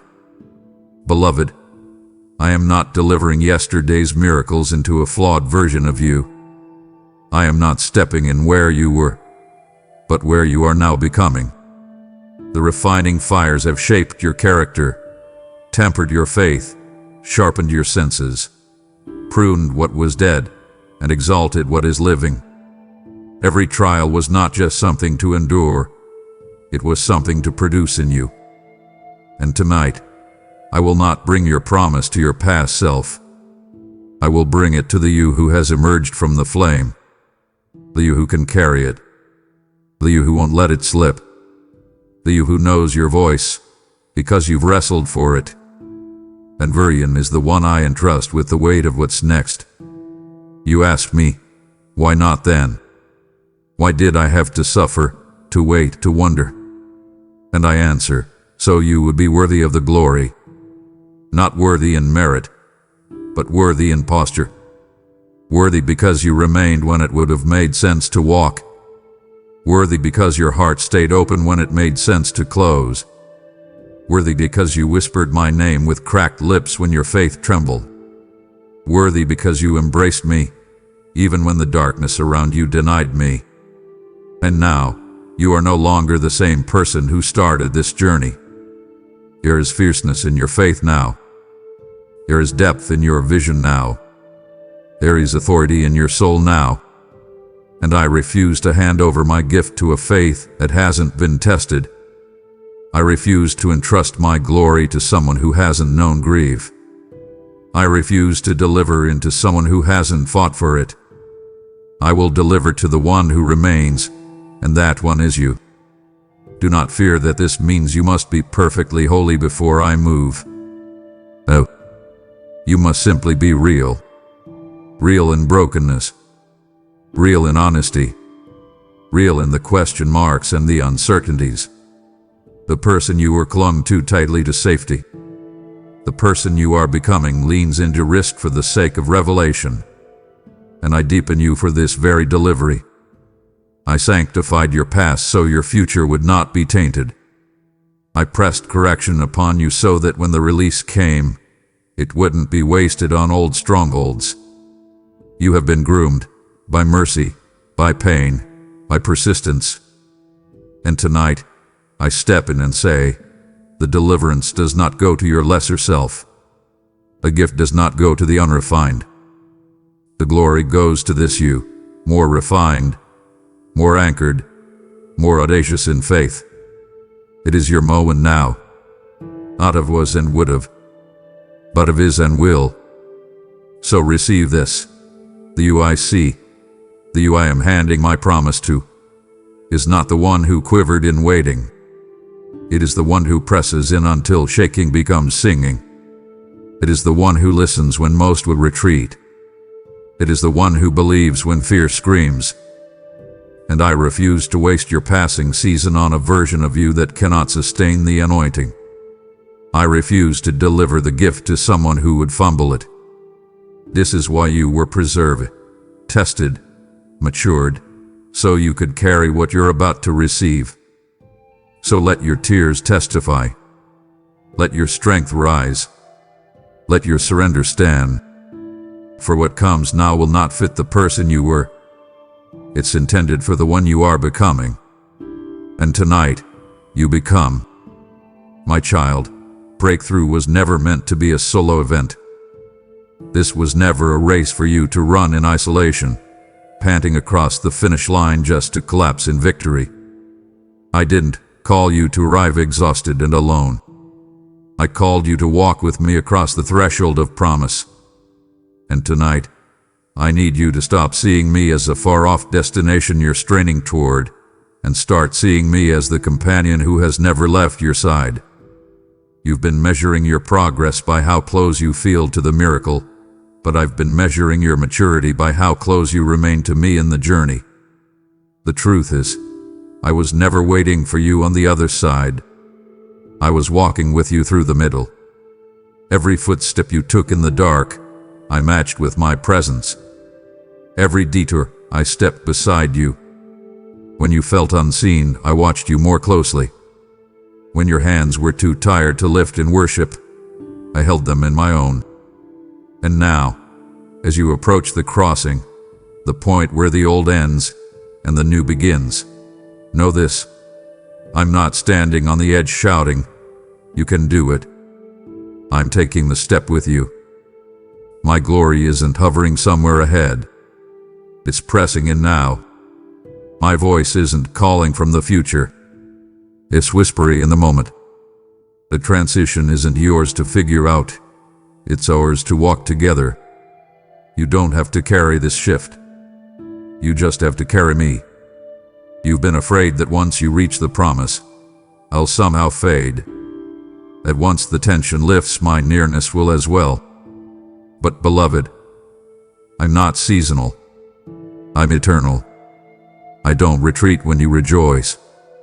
I don't vanish when the answer comes. In fact, I draw closer, not because you need me less, but because your capacity to host me has grown. The threshold is not the ending of dependency. It's the beginning of deeper intimacy. Tonight, as your spirit prepares to cross over, I am here to tell you, I am crossing with you into new lands, into strange favor, into rest you've never known. I am not just the one who led you through the wilderness, I'm the one who walks you into Canaan. And my presence will not just surround the breakthrough, it will be the breakthrough. So breathe. Don't sprint. Don't strive. This isn't a race to collapse at the feet of the promise. This is a hand-in-hand crossing with the King. And I want you to remember it. I want you to feel my steps with yours. I want you to know, the breakthrough is beautiful, but I am better.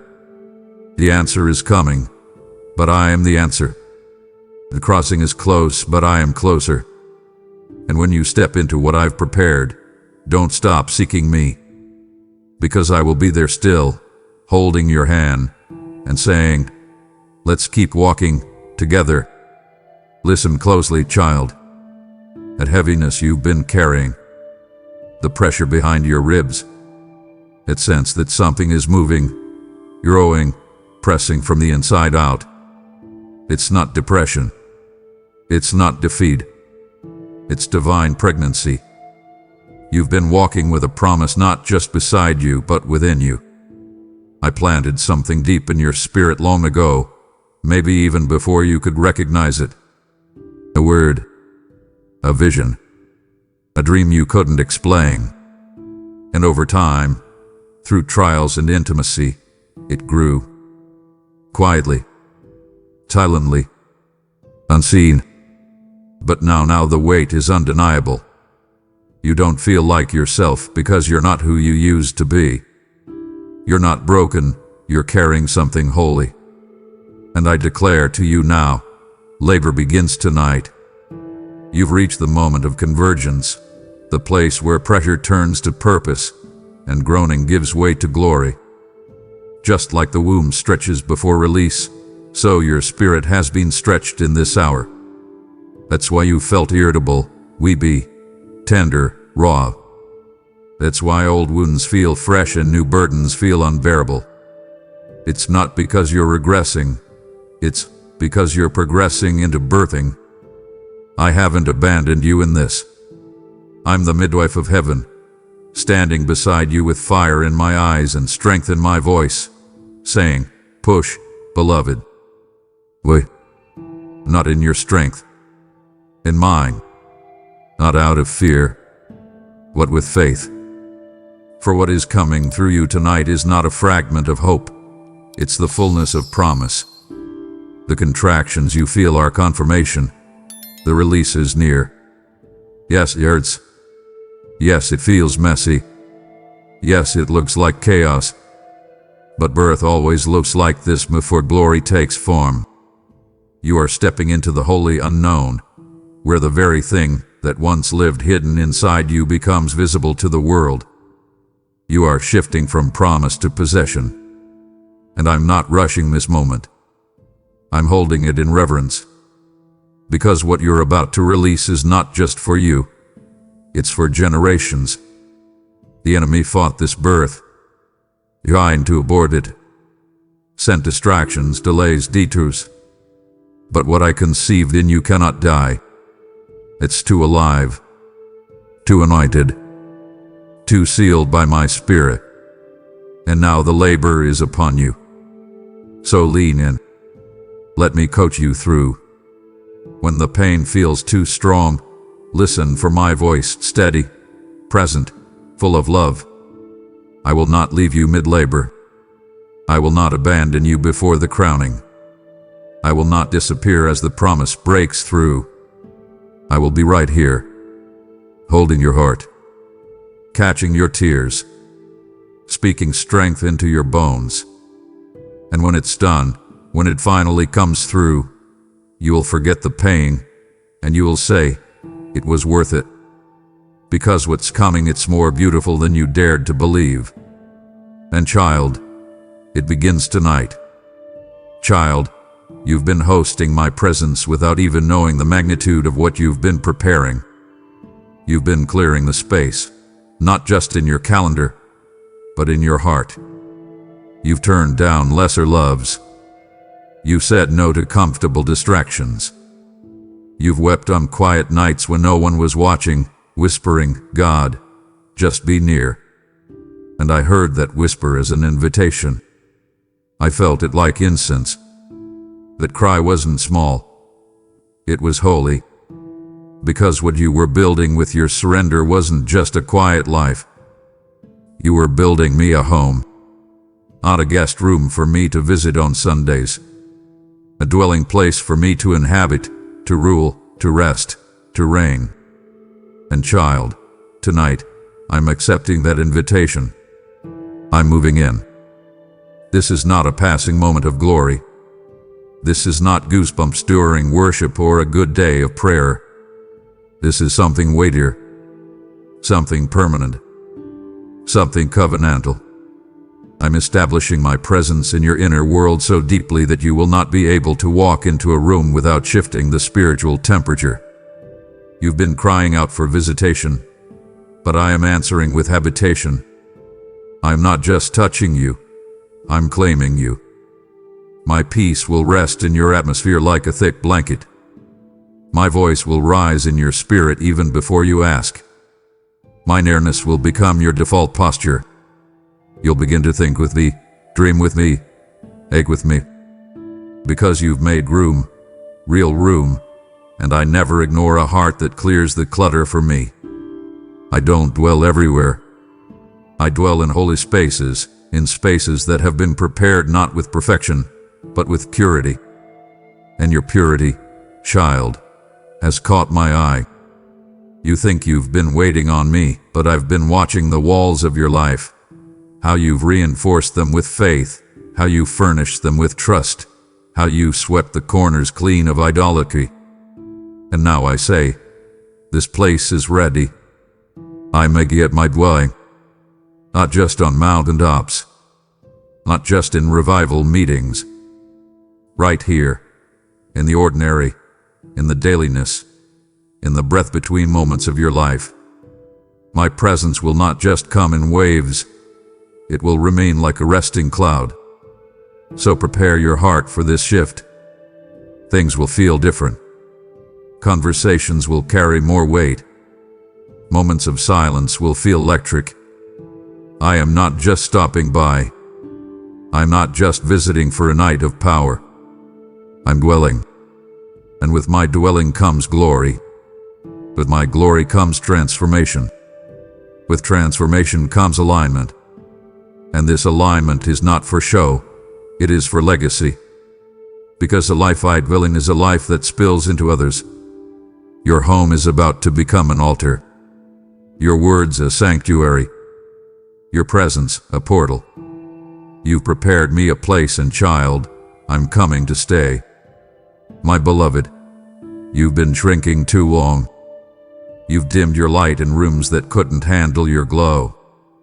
You've apologized for the fire I placed on you, trying to make others comfortable while suffocating your own divine calling. You've questioned your authority, not because it wasn't real, but because others didn't recognize it. You've asked me quietly, God, am I too much? And tonight, I thunder back, no, you are not too much. You are exactly what I anointed you to be. You don't have to explain what I've placed on you. You don't have to validate your mantle. The oil I've poured on your life will speak louder than any defense you could offer. And from this night forward, I declare, you will no longer apologize for your anointing. This world teaches humility like invisibility. But I did not call you to disappear. I called you to burn, to radiate with holy purpose, to carry my spirit in such fullness that atmospheres shift when you walk in. That's not arrogance. That's alignment. You weren't called to blend in. You were chosen to stand out. I didn't mark you with fire so you could hide it under fear. I didn't give you a voice so you could whisper through your destiny. I gave you authority. And that authority doesn't need to shout. It simply is. And when you walk in it, you won't need to prove it. My glory will prove it for you. People will question. Let them. People will misunderstand. Let them. People will call it pride, but I call it posture. You're not standing in yourself. You're standing in me. You've been in the secret place. You've wrestled in silence. You surrendered when no one saw. And now the anointing that was formed in private is about to be revealed in public. And when it is, do not apologize for it. Don't play small. Don't retreat. Don't deflect when I lift you. Your anointing is not a spotlight. It's a torch. It's not for performance, it's for purpose. And purpose requires presence. Bold, unwavering, unapologetic presence. So take this moment as your release. Overthinking. No more questioning if you're allowed to lead, to speak, to heal, to move in power. You are anointed. And my anointing needs no permission. What I've placed on your life will open doors. It will silence critics. It will ignite hearts. It will change lives. Not because of you, but because you carry me.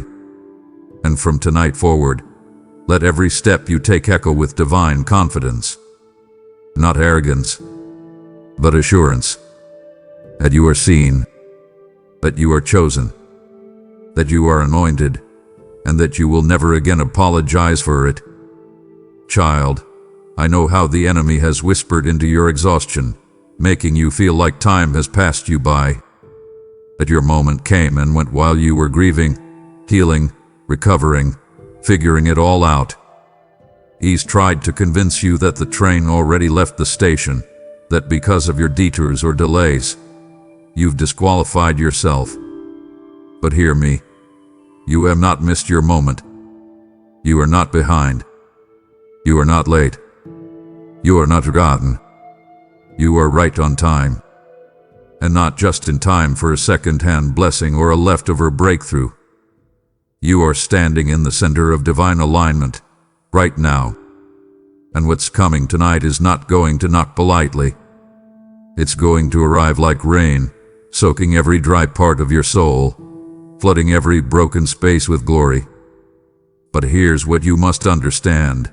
This move is not waiting for your permission. It's requiring your participation. The moment isn't something that will feel convenient. It won't come wrapped in clarity and ease. It will come drenched in purpose and urgency. You will feel it in your body, in your spirit. A surge that tells you, move now. Speak now. Obey now. You will not be able to analyze it into comfort. You will only be able to partner with it through surrender. This is what I want from you, not another plan, not another strategy, not even another desperate prayer. I want your yes. Your full, trembling, wide-eyed yes. Because your moment has arrived. Not the version of it you rehearsed in your head, but the real one I designed. The one with glory so raw it will undo your fear. The one with power so precise it will shake off years of waiting in a second. There will be no mistaking it. Doors will swing. Words will come. Alignments will form. But don't treat it like a performance. Treat it like a holy call to action. Because this moment, this divine collision, is not about being discovered by man. It's about being unmailed by me. And when it happens, all I ask is this: step into it. Don't delay. Don't apologize. Don't ask the room if it's okay. Just obey. Because obedience is the only currency in moments like this. You're not earning anything. You're activating what's already yours. And tonight, I have wrapped it up in a moment that was scheduled before you were born.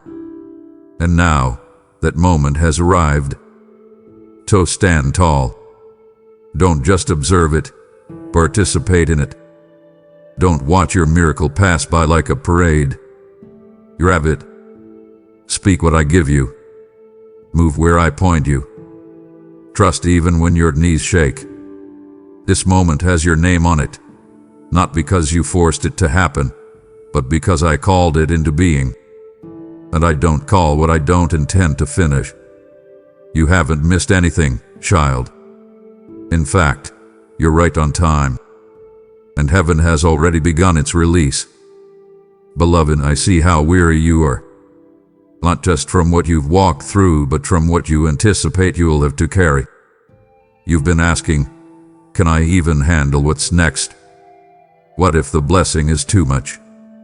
What if the calling consumes me? You've mistaken the weight of glory for the weight of pressure. But I need you to hear this, and let it settle deep in your bones. The weight of what's coming isn't meant to crush you. It's meant to crown you. This isn't about responsibility as a burden. It's about authority as an inheritance. You're not about to be buried. You're about to be revealed. You're not stepping into obligation. You're stepping into oil. The enemy has always twisted this moment, made it look like leadership is punishment, like favor is a trap, like blessing means burnout. But I never crown without grace. I don't anoint and then abandon.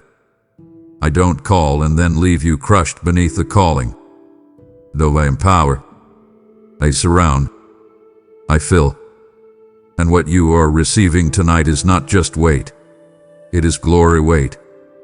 And glory is never given without the capacity to carry it. You've been expanded in secret for this very reason. The groans, the pressing, the seasons where everything felt heavy, they weren't random. They were making room in you to hold the holy. And now you're ready. Not in perfection, but in presence. You've been present with me long enough that I can now place something heavier in your hands, not to burden you, but to crown you. You will feel it settle on you, like oil dripping from your head down to your garments. Not like a shackle, but like a robe. Not like a chain, but like a mantle. Your steps will grow heavier, not from fear, but from favor. Your voice will carry weight, not because of volume, but because of heaven's echo. You will sense the shift. Rooms will quiet when you speak. Decisions will bend toward heaven when you pray. Because you are not just a servant anymore, you are a steward. And with stewardship comes a crown, a ram not of gold but of glory.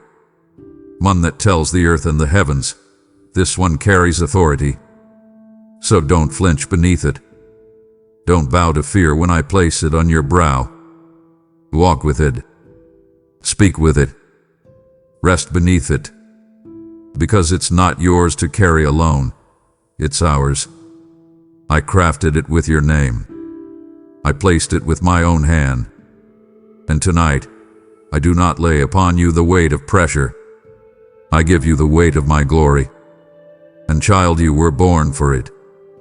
Child, this is where it all begins to make sense.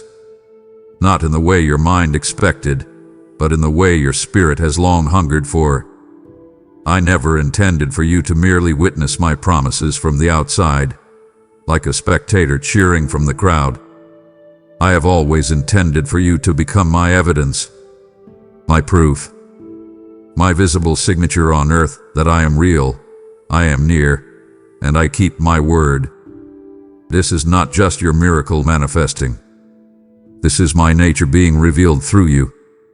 You are not just the recipient, you are the revelation. And tonight, that unveiling begins. What people couldn't see when they looked at your pain, they will now witness in your resurrection. I know what you've endured. The silencing, the secret tears, the shame that said, maybe I heard wrong. The nights you rehearsed walking away. What you didn't. You stayed. And because you remained, I'm turning your scars into scripture. I'm turning your life into living proof that the grave is never final when grace is involved. When people see you now, they won't just see someone who made it. They'll see my fingerprints. They'll say, truly, the Lord is with them. Not because you glow with perfection, but because you carry presence. Because your eyes will shine with fire. Because your words will cut with gentleness. Because your steps will mark territory for the kingdom. You are not walking into breakthrough simply to say, I got through it. You're walking in to demonstrate me. To show the ones who watched you fall that you didn't rise alone. To show the ones still stuck in cycles that freedom is real. You're not a motivational story. You're a miracle in motion. And that's why the enemy couldn't take you out. Because you were evidence. And evidence must be preserved. That's why heaven fought for you in the dark. Why angels stood guard over your calling even when you tried to disqualify yourself. Because you were not just a survivor. You were a sign. And now, in this very moment, I am unveiling you as that sign. For your family. For your community. For the watching world. So rise. Radiate. Walk boldly. Not because you're the source, but because you're the vessel. And I am pouring through you without hesitation. No more wondering if it's really your time. No more asking if this glory is too much. This is not just your time. This is your unveiling. The fulfillment isn't just around you. It's within you. You are not just about to see my promise. You are becoming my proof. And everywhere you go, they will see me. You've just declared it with me. It will be tonight. And now I ask you to act like one who believes it. Because the moment I release into your life doesn't stop with you. It flows through you. When you support this ministry, you are not just giving. You are planting prophetic seed into global soil. My word through this platform has already begun touching nations. But I am calling you to be part of the expansion. Give, and it shall be given to you, pressed down, shaken together, and running over. Luke 6:38. This is not just generosity. This is participation in something eternal. So go now. Give. To respond, you super thanks. Become a member or give through the link in the description and watch what I do through your yes. Now, my child, don't just scroll past this moment like it was common. This was a divine appointment. I spoke into the core of your being because tonight was always meant to mark you. So declare it. Write it as a stake in the ground. It will be tonight, and I believe him. Let the enemy see it. Let heaven echo it. Flood the comments below with the fire of your faith, and let this be your prophetic response, not just a reaction, but a release. And after you've declared it, pause. Don't rush away from this sacred stillness you've just entered. The same fire that stirred your spirit is now inviting you into rest, because every battle ignited by faith must also be sustained by peace. Feel the weight of that truth settle in. God isn't just calling you to believe, He's calling you to breathe again, to let Him take over where your strength ends. My child, stop now. Cease your striving. I see the tension in your shoulders, the frantic pace of your thoughts, and the exhaustion that has settled deep within your soul. You have been running, pushing, and fighting for so long, trying to hold your world together with your own strength, and it is wearing you down to nothing. I am asking you now, in this very moment, to just be still. Let your hands fall open. Take a deep breath, the kind you haven't allowed yourself in days, and feel the weight of your own effort begin to lift. You do not have to carry this alone anymore. In fact, you were never meant to. Your constant motion, your endless scrolling, the noise you fill your ears with, it has all become a fortress you have built around your heart, and the clamor of the world has deafened you to my whisper. You hear everything else, don't you? You hear the criticism from your boss, the unspoken disappointment from your family, the relentless headlines screaming of chaos, and the loudest voice of all, the accuser in your own mind, telling you that you are not enough, that you are falling behind, that you are failing. That constant barrage of noise is the enemy's strategy to keep you distracted, to keep you so consumed by the urgent that you forget the eternal. It has drowned out my voice, the only voice that speaks your true name, the only voice that offers peace that is not temporary. But tonight, that is going to change. Tonight, I will not just whisper. Tonight, my voice will thunder in the silence of your heart. It will not be a voice of condemnation that you have grown so used to, but a thunder of love so profound it will shake the very foundations of your fear. It will be a sound that silences every other competing voice, every lie, every doubt, until all that remains is my truth, echoing in the quiet chambers of your spirit. I need you to prepare for this. I am not asking you to clean your house or light a candle, but to prepare a sanctuary in your spirit for me to enter. I want you to clear a space for me. Look at the clutter you are holding on to, the replay of that argument from yesterday, the worry about that meeting next week, the bitterness you feel towards the one who wronged you. You must intentionally set these things aside. Picture yourself sweeping them out of the inner room of your heart, making space for a holy guest. This is your act of participation. Your faith, even if it feels small, is the key that unlocks the door for me. I stand at the door and knock, but you must be the one to open it. You must choose to turn down the volume of the world so you can finally hear me.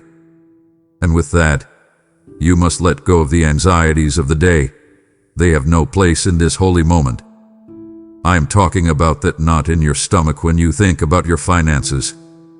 I am talking about the fear that grips you when you consider your children's future. I am talking about the insecurity that rises when you compare your life to someone else's. These warrior thieves, they steal your peace, drain your strength, and rob you of the joy of this present moment. Hand them over to me, one by one. Name them, Acknowledge them, and then release your grip on them. You cannot welcome my presence while your hands are clenched around your fears. They cannot coexist. Your anxiety is a declaration of trust in chaos. Your surrender is a declaration of trust in me. Choose now who you will trust. Listen, my beloved. Listen with an attention you have not given before, for the message I am sending is for you alone. This is not for the person next to you, not for the world at large. This is a divine appointment, a sacred conversation between you and me. I have seen every secret tear. I have heard every silent prayer, and tonight is my response. My child, let us speak of your waiting. I know the profound weariness of the word soon. You have heard it in sermons, read it in promises, and whispered it to yourself in the dark, and by now, it may feel hollow, a word that has lost its meaning. I have seen you in the long, quiet hallway of hope, watching through the window as others receive their breakthroughs, their answers, their miracles. In those moments, my silence felt like absence, and you have wrestled with the agonizing question, Father, have you forgotten me? Do you not see me waiting here? You remember the fire of faith you had at the beginning, the certainty that your answer was just around the corner. But corners turned into long roads, and roads stretched into desolate seasons, and the ashes of delay began to settle on your heart. You have grown tired of holding the same posture of hope, and the ache has settled deep into your bones. Every tear you have cried in the waiting has been recorded. The one that fell on your pillow last Tuesday night, when the loneliness felt like a physical weight. The silent tears that streamed down your face in your car, when a song reminded you of the promise you were still waiting for. The frustrated tears of anger when you felt you could not go on. Not a single one hath been wasted. Each one is a prayer I have collected, a testament to the faith you have kept even when you could not feel me. But listen to me now. The season of prolonged anticipation is drawing to a close. I am turning your period of trial into a testament of triumph. Your waiting has not been a punishment, it hath been a preparation. It has been a crucible, forging in you a depth of character and a resilience of spirit that a life of ease could never produce. You would not have been ready to receive what I am about to give you without the journey you have endured. You needed this time to learn to trust my heart when you could not see my hand. Now, the celestial clock is striking the appointed hour for your deliverance. This is not a random moment. It is a precise, sovereignly appointed time, orchestrated in the heavens from before you were born. The waiting was the necessary tension on the bowstring. Tonight is the release of the arrow. What you have patiently endured will now yield an eternal weight of glory. You cannot see it yet, but the reward will far outweigh the cost of the wait. The strength you gained, the compassion you developed for others in their own waiting, the dependence on me that became your lifeline. These are treasures the enemy can never steal. You wanted the waiting to break you, to make you bitter and unbelieving. Instead, I have used it to make you beautiful, to make you more like my son. And so, understand this with every fiber of your being. The night marks not an end, but the very beginning of my fulfillment. This darkness is not the darkness of the grave.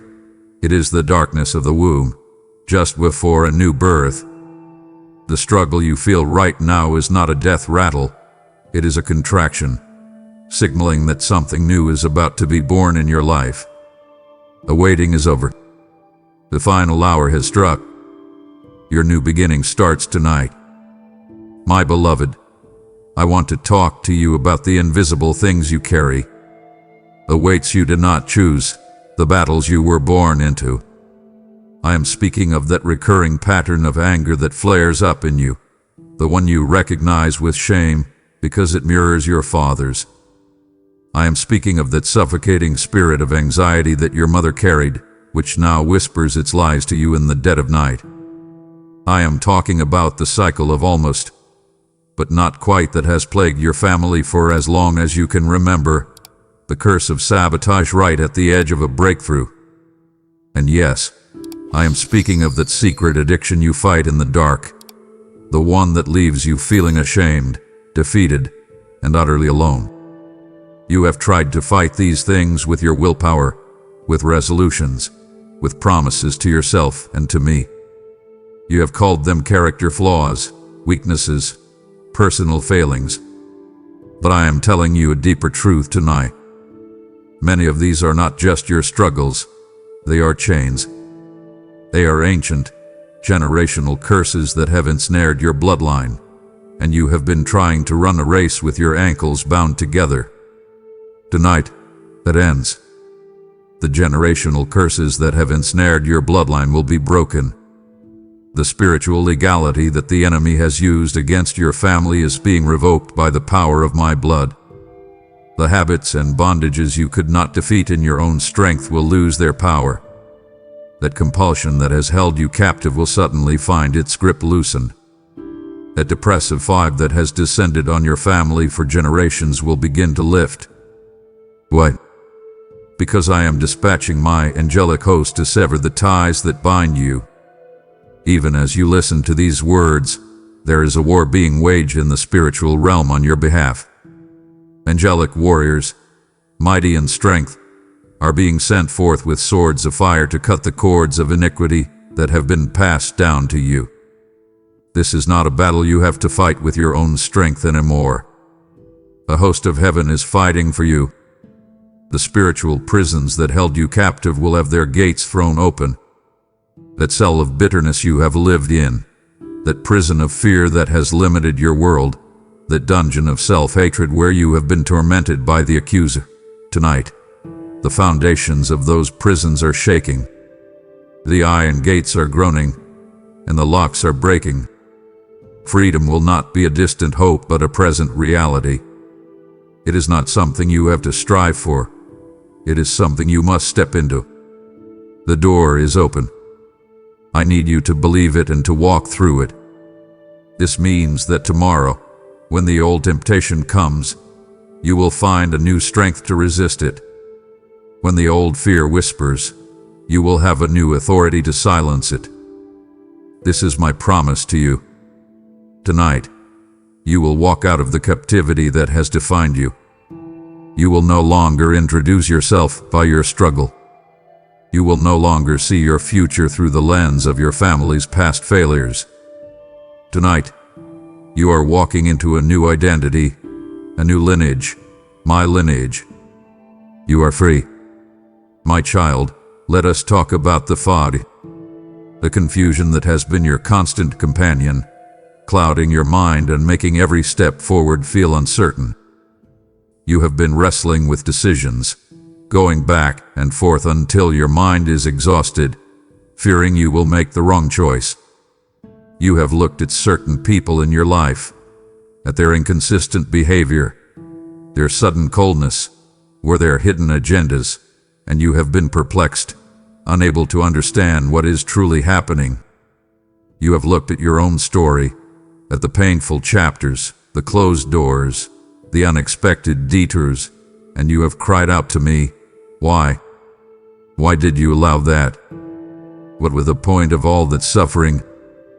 This confusion is a spiritual blindness, a veil the enemy uses to keep you paralyzed and ineffective. But tonight, the veil of confusion that has clouded your mind will be torn away. Just as the veil in the temple was torn from top to bottom, I am tearing away the fabric of confusion that has separated you from my clarity. I will grant you divine insight into situations that have perplexed you. Suddenly, you will understand the dynamic in that troubled relationship. The puzzle pieces will fall into place, and you will see the bigger picture I have been painting all along. The hidden motives of others will be made plain to your spirit. You will not hear it as gossip or accusation, but as a quiet, discerning knowing in your heart. I will give you the wisdom to see past the masks people wear, not to judge them, but to protect your own heart and to pray for them with understanding. This clarity will be like a light flicking on in a dark room, instantly revealing what was hidden in the shadows. And perhaps most importantly, my purpose behind your pain will be illuminated with heavenly light. You have been asking for the why of your suffering. Tonight, I will begin to show you the for what purpose. You will see how I use that rejection to build strength in you, how I use that failure to teach you humility, how I use that season of loneliness to draw you closer to myself. The pain will not be erased, but it will be redeemed. It will finally make sense. With this new clarity, I will give you the strategy you have been praying for. You have asked me for a sign, for a fleece, for some external confirmation. But tonight, I am giving you something far better. I am giving you divine understanding. You will receive clear, practical wisdom for the path ahead. You will know the next step to take in your career, the right way to handle that difficult family situation, the path to walk in your finances.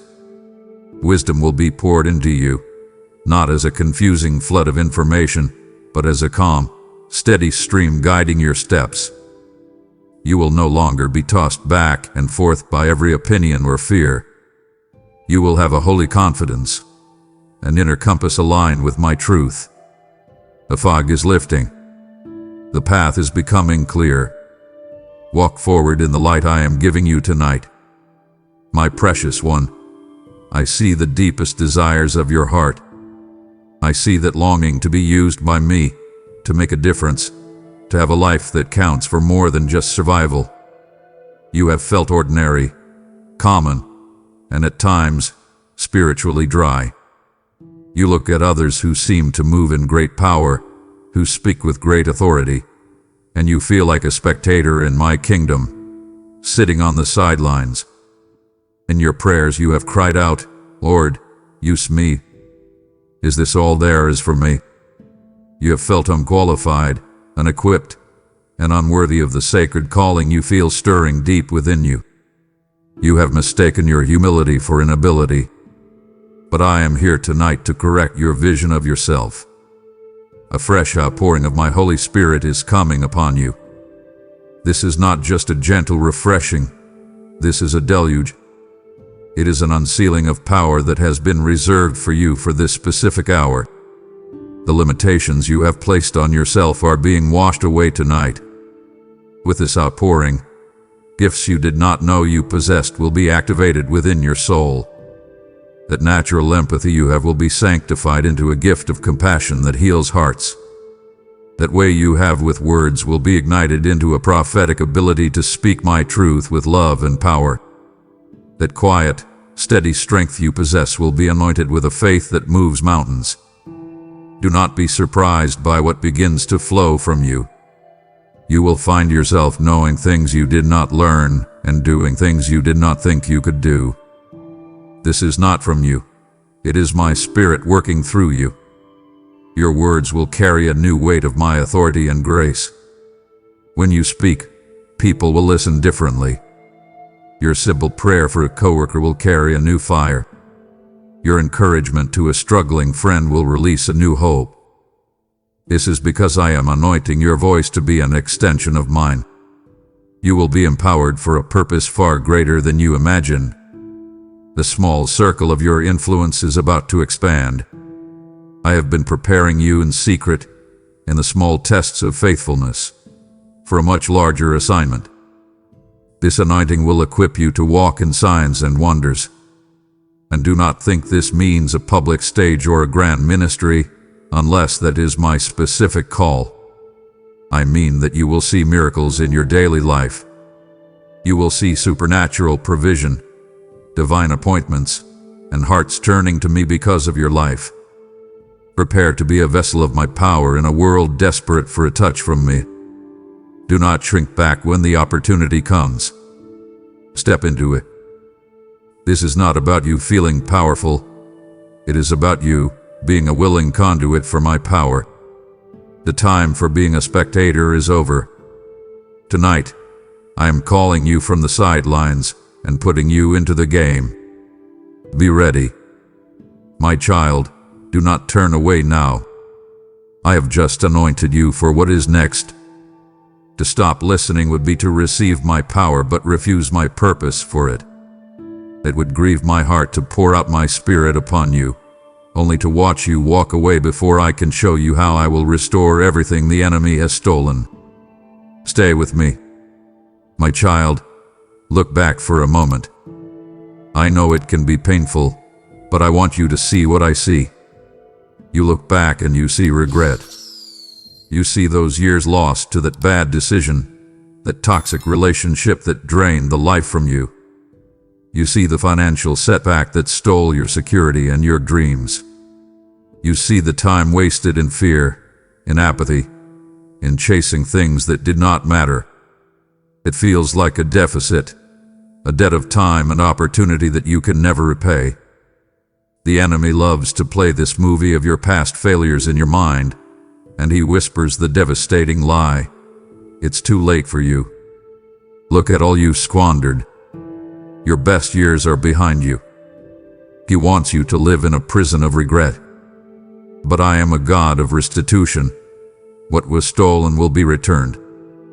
The locusts of your past, the swarming locusts of poor choices, the crawling locusts of other people's sins against you, the consuming locusts of wasted time, they have eaten your harvest. But I am the Lord of the harvest. Tonight, I am commanding a divine reversal. Lost opportunities, broken relationships, and squandered time will be redeemed. A door that closed years ago, I am about to open a better one. That relationship that ended in heartbreak and betrayal, I will heal that wound and give you a capacity for love and connection you never had before. And the time you believe was wasted, in my hands, nothing is ever wasted. I will take the lessons learned in your darkest years and turn them into the wisdom you will use in your brightest future. I will restore your joy, your peace, and your sense of purpose. The joy will be deeper this time, for it will be born not of perfect circumstances, but of my redeeming grace. The peace will be stronger, for it will be anchored not in your own control, but in my sovereignty. The purpose will be clearer, for you will know that your story is a powerful testimony of my faithfulness. I will repay you double for the shame you have endured. For every year of struggle, I will give you a double portion of blessing. For every whispered accusation, I will give you a public vindication. The foundations of your life that were eroded by disappointment and grief will be rebuilt on solid rock, on me. And now watch. Watch as I accelerate your progress and bring forth sudden abundance. I am about to do a quick work in you. I will accomplish in a short season what would normally take years. I am not just patching up your past. I am giving you a brand new future. The fields the locusts have eaten will become the most fruitful of all. Your greatest tests will become your most powerful testimonies. Believe me now, it is not too late. Your restoration begins tonight. My child, we must now address the noise inside your own head. I am not talking about the world's clamor, but the relentless, critical voice that has become your shadow. You know the one. It is the first voice you hear when you make a mistake, whispering, "There you go again. You always fail." It is the voice that follows you into rooms full of people, telling you, "You don't belong here.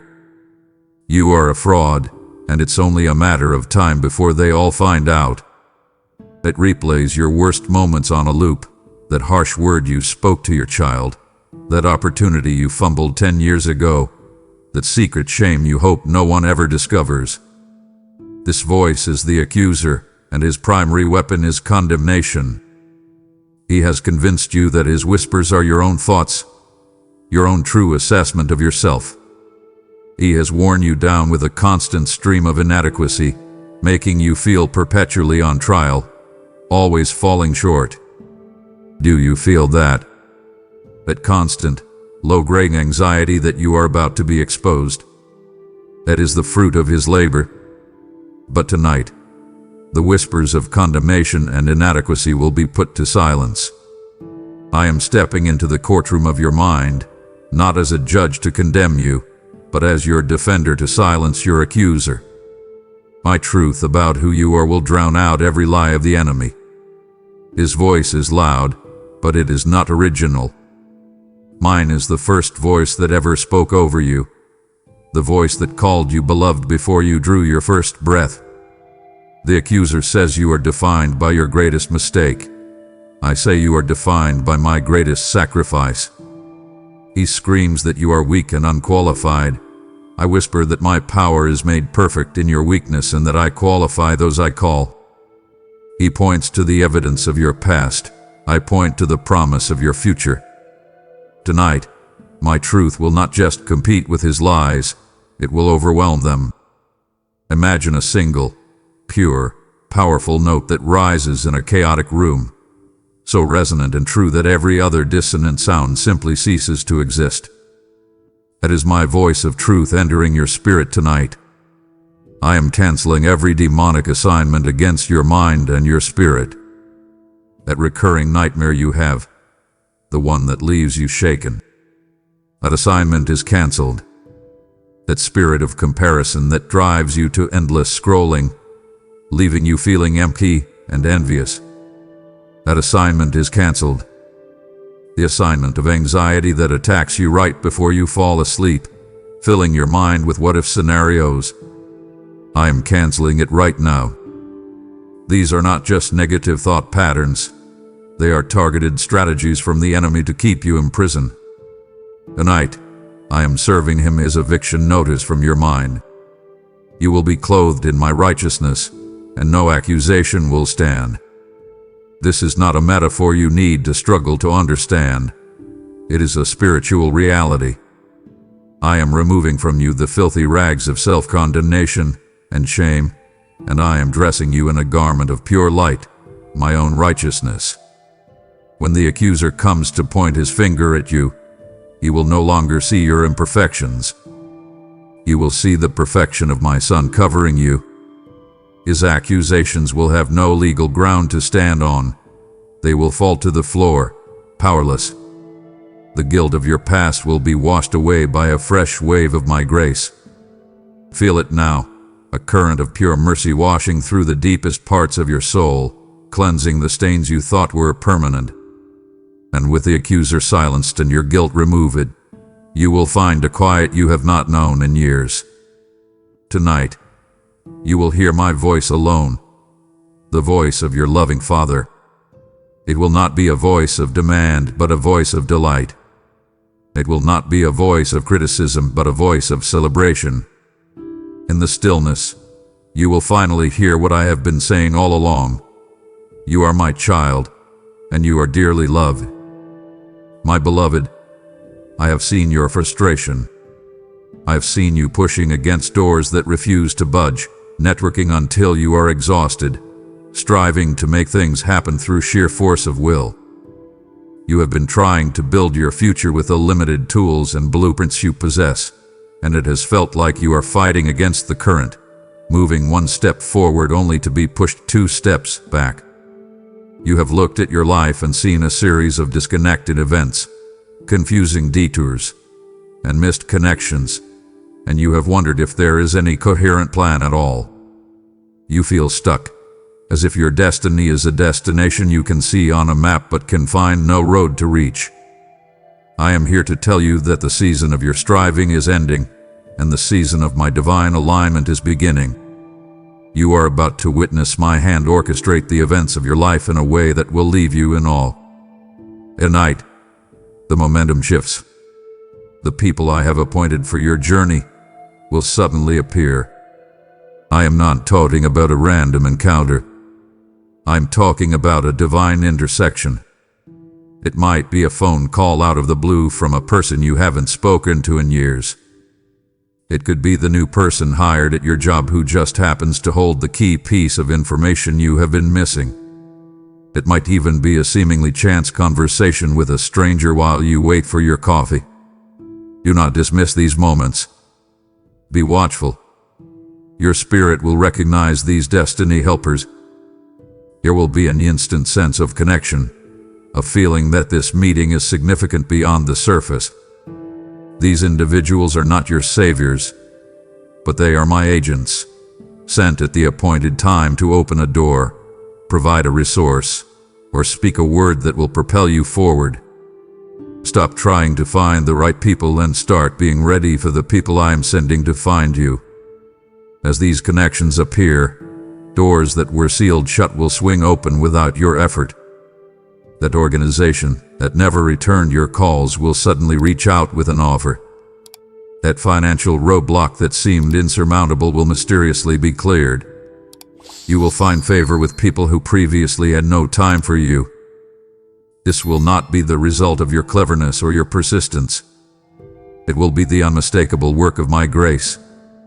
You will feel the spiritual atmosphere around you shift from resistance to assistance. And as this happens, circumstances will mysteriously align to propel you into your calling. I am orchestrating events in the unseen realm for your benefit. That project that was delayed, the trip that was canceled, you will now see how those delays were protecting you and repositioning you for something far better.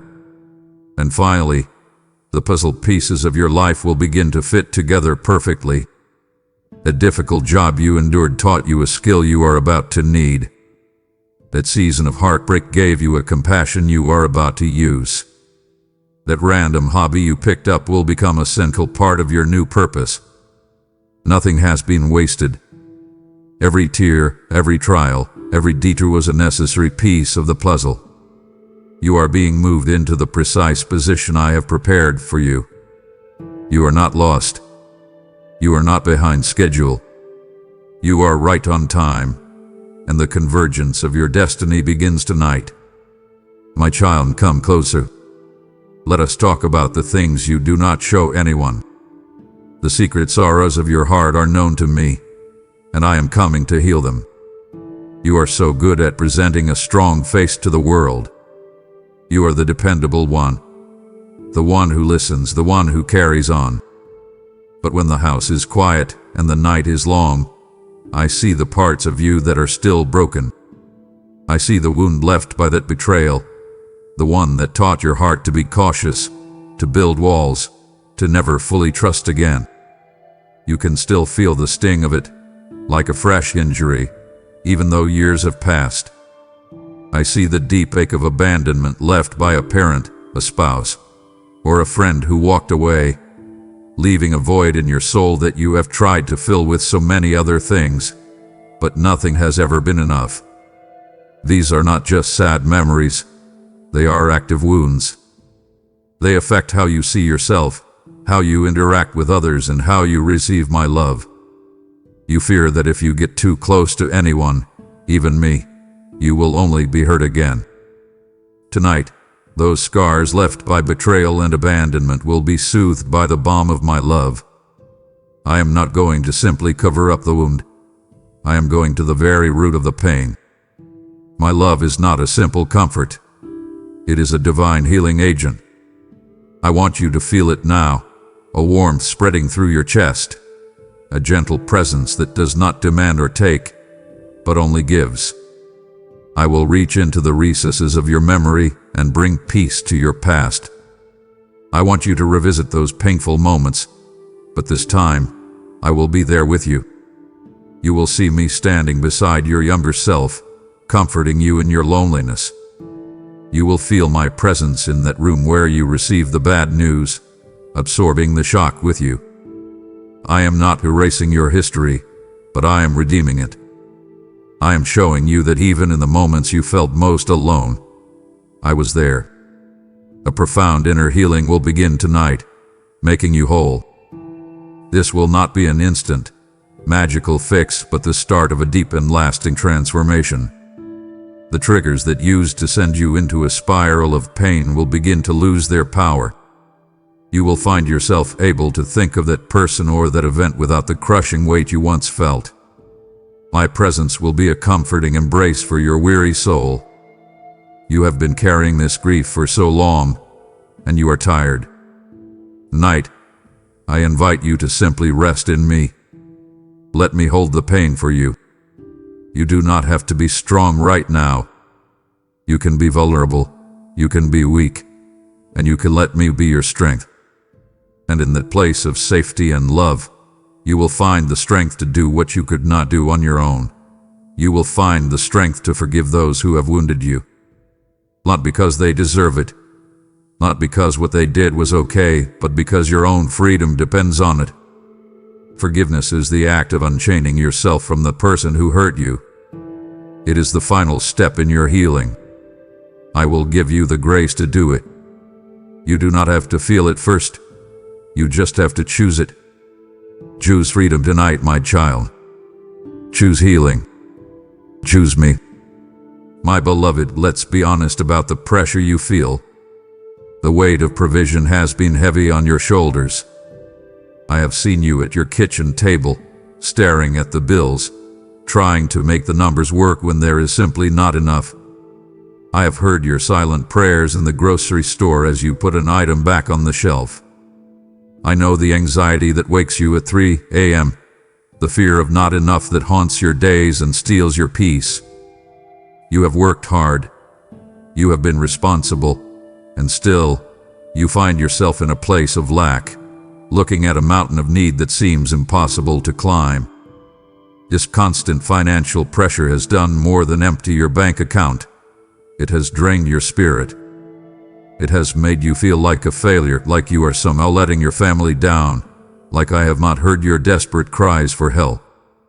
That feeling of scarcity is a spiritual force, an enemy that seeks to choke your faith and shrink your world until all you can see is what you do not have. But I am the God of more than enough. And tonight, the spirit of lack that has tormented you is being commanded to leave. I am rebuking that spirit of poverty off of your life and your bloodline.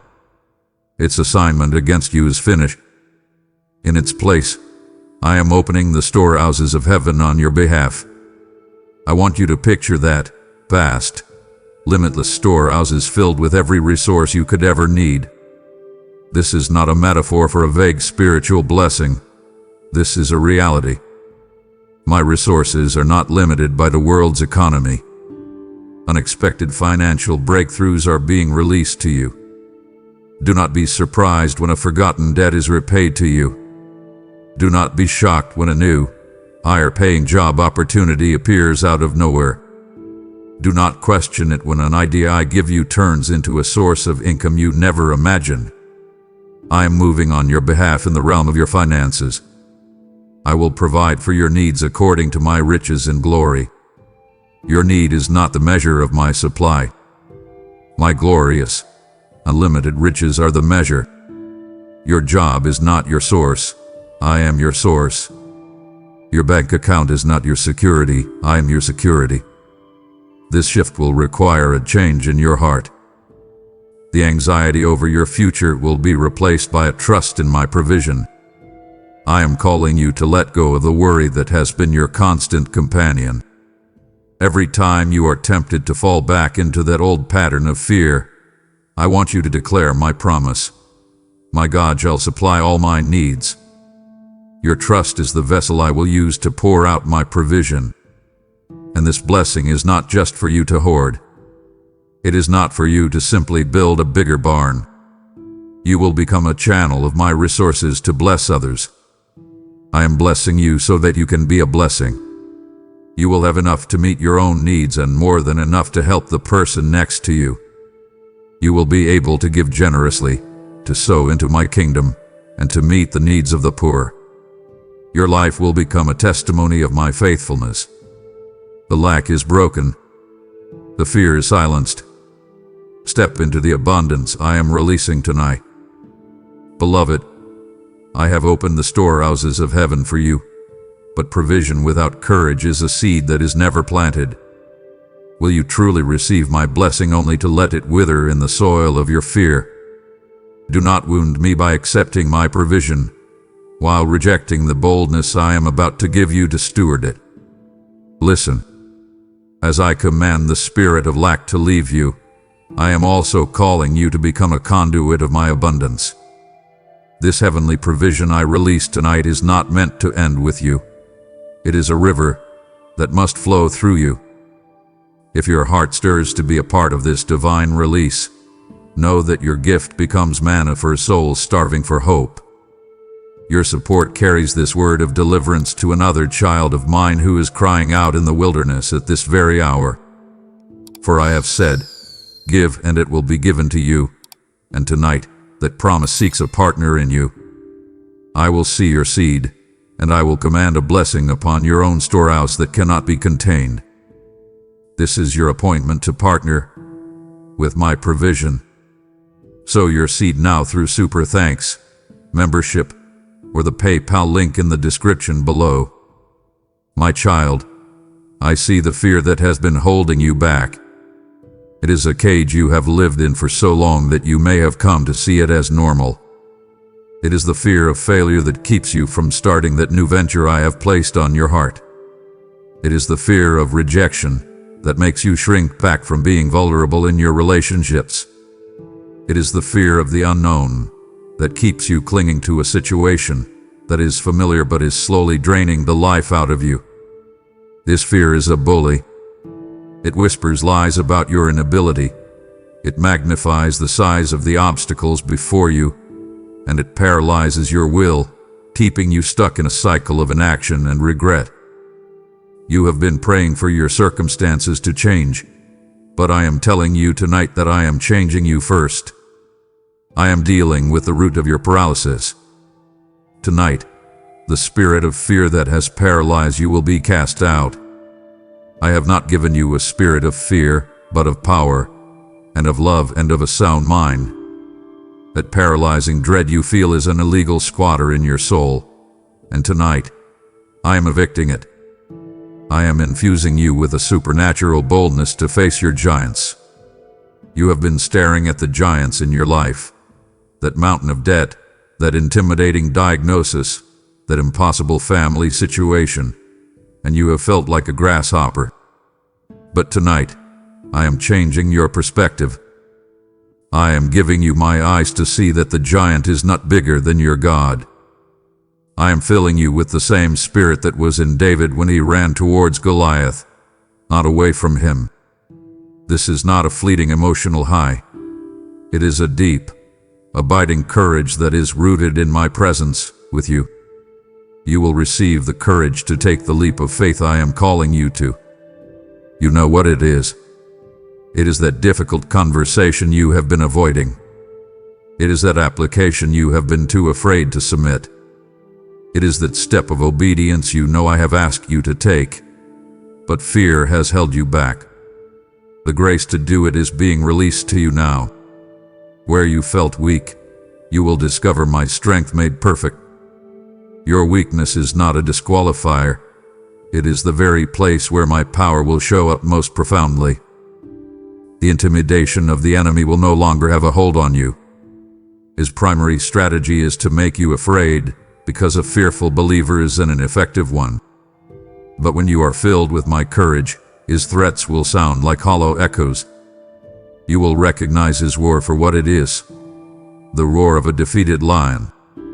You will stand firm in the face of adversity, anchored in me.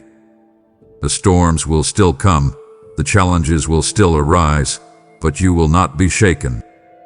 You will have a newfound stability, a holy confidence that is not based on your circumstances, but on the unshakable reality of who I am and who you are in me.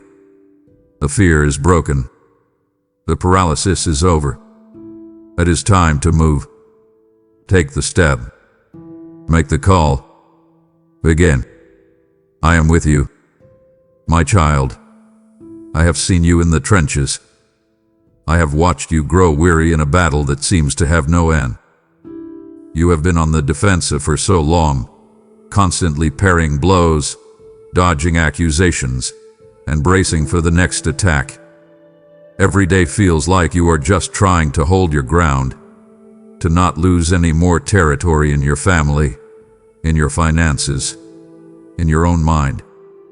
The enemy has been relentless, and his strategy has been one of attrition, to wear you down, to exhaust your hope, to convince you that this endless struggle is your new reality. You look at the conflicts around you, that legal dispute that drains your resources and your peace, that relentless opposition from a coworker who seems determined to undermine you, that bitter strife within your own family that feels like a constant civil war, and you feel outnumbered and outmaneuvered. You have been fighting with all your might, but you feel like you are losing. But you must understand, you have not been fighting alone. And tonight, the momentum is shifting in the spiritual conflicts you have been waging. The season of being on the defensive is over. I am turning the tables on your adversaries. Imagine a great cosmic shift, a divine reversal of power that you could not initiate on your own.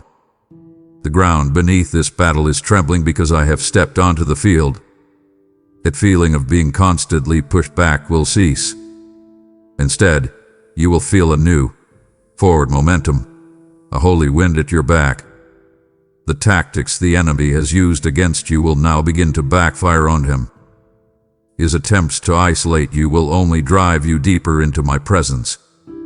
His lies meant to confuse you will only make you cling more tightly to my truth. Those legal and personal disputes that have drained you will resolve in your favor. I am moving in the hearts of judges, bringing hidden information to light, and unraveling the knots of injustice. That situation that looked hopeless, where the facts seemed stacked against you, is about to turn. I will give you favor where you had none, and wisdom to speak that will silence your opponents. And this is the promise I want you to hold on to. What the enemy meant for your harm, I am turning for your good. That false accusation meant to destroy your reputation, I will use it to reveal your true character and vindicate you publicly. That financial attack meant to bankrupt you, I will use it to teach you my principles of provision and bring you into a place of greater abundance than before. That betrayal meant to leave you broken and bitter, I will use it to heal your deepest wounds and give you a testimony that will bring healing to others. The enemy is not the author of your story. I am. You may write a chapter of pain, but I write the final chapter of victory. Tonight, you will see the downfall of the strongholds that have opposed you. Those entrenched patterns of dysfunction in your family, those seemingly unbreachable walls of opposition at your work, they are coming down. Do not be intimidated by their size. Their foundations are already cracked. Victory is not on the horizon. It is arriving tonight. Your posture is no longer one of defense. Your posture is now one of advance. Pick up your head. Stand your ground. And watch me fight for you. The tide has turned. My precious child, let us walk together into that quiet, guarded place in your heart. The place you rarely visit anymore. It is a garden that has become overgrown, a place where you buried the dreams I once gave you. You remember the fire you felt when I first spoke that vision into your spirit. The excitement, the certainty, the passion that made you feel so alive. You saw it so clearly, the business you would start, the ministry you would lead, the book you would write, the family you would restore. It was a dream born of heaven, a seed of my purpose planted directly in your soul. But then life happened. Perhaps you tried and failed, and the humiliation was so sharp that you vowed never to risk that kind of pain again. Perhaps others, even those close to you, ridiculed your vision, called it impractical, and slowly eroded your confidence. Or perhaps the dream did not die a violent death, but a slow one, suffocated by the relentless demands of daily life, by exhaustion, by the quiet resignation that such things were for other people, not for you. So you buried it. You placed a tombstone over it with words like unrealistic, impossible, and not meant to be. And a part of you died with it. But I am the God of resurrection.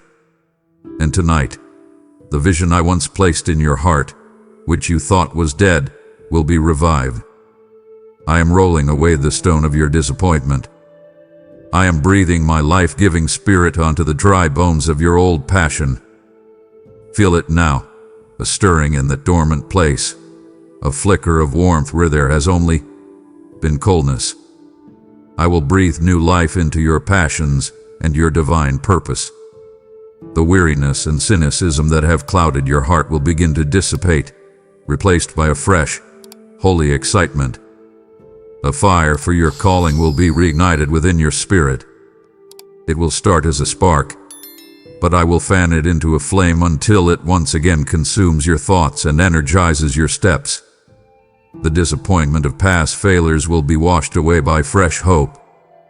I am healing you from the trauma of your last attempt. That failure was not final, it was foundational. It taught you things you needed to know and stripped away the pride that would have sabotaged your success. It was a necessary death that will now lead to a greater resurrection. This time will be different, because this time you will not build it in your own strength. I will give you a new, clear blueprint for the dream I have for you. The old vision was just a sketch. Now I am giving you the detailed plan. It may look different than you originally imagined. It may be bigger. It may start smaller. It may take a different path, but it will be infused with my wisdom and guided by my hand. I am not just reviving an old dream. I am birthing a new version of it, one that is stronger, purer, and destined for success, because I am its architect. So get ready. Get ready to build what I have called you to build. Go back to that garden in your heart. Pull the weeds of doubt. Tear down the tombstone of regret. The ground is being prepared. The dream is waking up. Your purpose is being resurrected. It begins tonight. My child, listen to me. You have been praying for a breakthrough, for a sign, for a door to open. You have been looking at the heavens, expecting a dramatic sign, a thunderclap of divine intervention. But I often work in the quiet, seemingly ordinary moments of your life. My miracles are frequently disguised as coincidence. You have felt isolated in your journey, believing you have to figure everything out on your own. You have been carrying the weight of your purpose alone, and it has become too heavy. You feel that no one truly understands your vision or the challenges you face.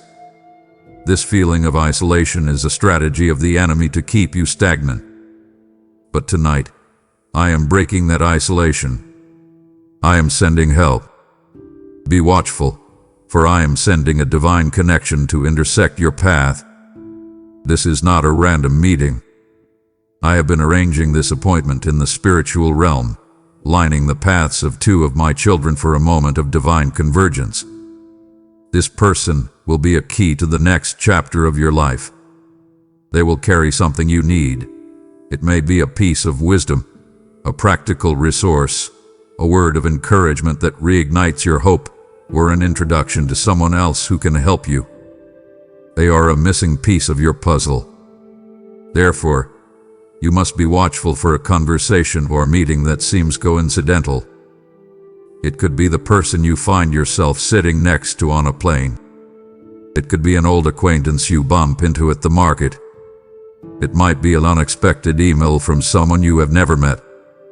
Do not dismiss these moments. Pay attention to the stirrings in your spirit. When this divine appointment occurs, you will feel a sense of significance, a quiet knowing that this is more than just a chance encounter. I am positioning a destiny helper to provide what you cannot provide for yourself. You have reached the end of your own resources, your own contexts, your own knowledge. That is not a sign of failure. It is the prerequisite for my divine intervention. I have let you come to the end of yourself so that you will be ready to receive the help I am sending. Your pride may be a barrier here. You are so used to being the strong one, the one who helps others, that it can be difficult for you to be in a position of need. But I am calling you to a place of humility, a willingness to receive. This connection will open a door that no man can shut. This is the door you have been praying for, the one you could not force open on your own. When this person speaks, listen. When they offer help, accept it. This is my provision for you, wrapped in the flesh and blood of another human being. So prepare your heart to receive the help I am sending.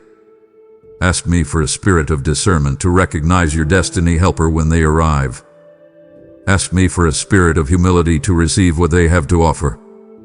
The days of you doing this alone are over. Your divine appointment has been set. It is coming soon, perhaps even tonight. Be ready. My beloved, draw near. This next part of our conversation requires deep honesty, for we are about to touch the hidden places of your heart. I desire to dwell with you in a communion that is deeper and more intimate than anything you have yet experienced. But for me to come in more fully, the temple of your heart must be cleansed. You have been focusing on your external actions, trying to manage your behavior, but I am a God who looks at the heart. And in the hidden corners of your heart, there are things that are hindering our intimacy, things that are grieving my spirit. Tonight, I will do a deep work of sanctification within you. This is not an act of condemnation, but an act of profound love. A surgeon must cut to heal, and I must touch these sensitive areas to set you truly free. I will expose and remove any hidden idols you have been clinging to. These are not statues of stone, but the subtle idols of the modern heart. For you, it might be the idol of control, the need to manage every outcome, which reveals a lack of trust in my sovereignty. It could be the idol of human approval, where your fear of what others think dictates your decisions more than my voice does. It could be the idol of comfort, where you have prioritized a life free of risk and sacrifice over a life of radical obedience to me. Or it could be a hidden bitterness, a resentment towards someone that you have nursed in secret, an idol of unforgiveness that you visit daily. These things occupy a space in your heart that belongs to me alone. Tonight, I am shining my light on them, not to shame you, but to invite you to lay them down. My holy fire will consume the impurities that hinder your walk with me. This fire does not destroy you, it refines you. It burns away the selfishness, the pride, the fear, and the compromise, leaving behind only what is pure and eternal. It may feel intense, but it is the fire of a lover, purifying his beloved for a deeper union. I am creating in you a clean heart, ready for a deeper communion. And so, I ask you now, surrender the areas of compromise you have hidden from others. You know what they are. That website you visit when no one is looking. That harmless gossip you engage in at work. That small dishonesty in your finances. You have rationalized them, minimized them, and hidden them.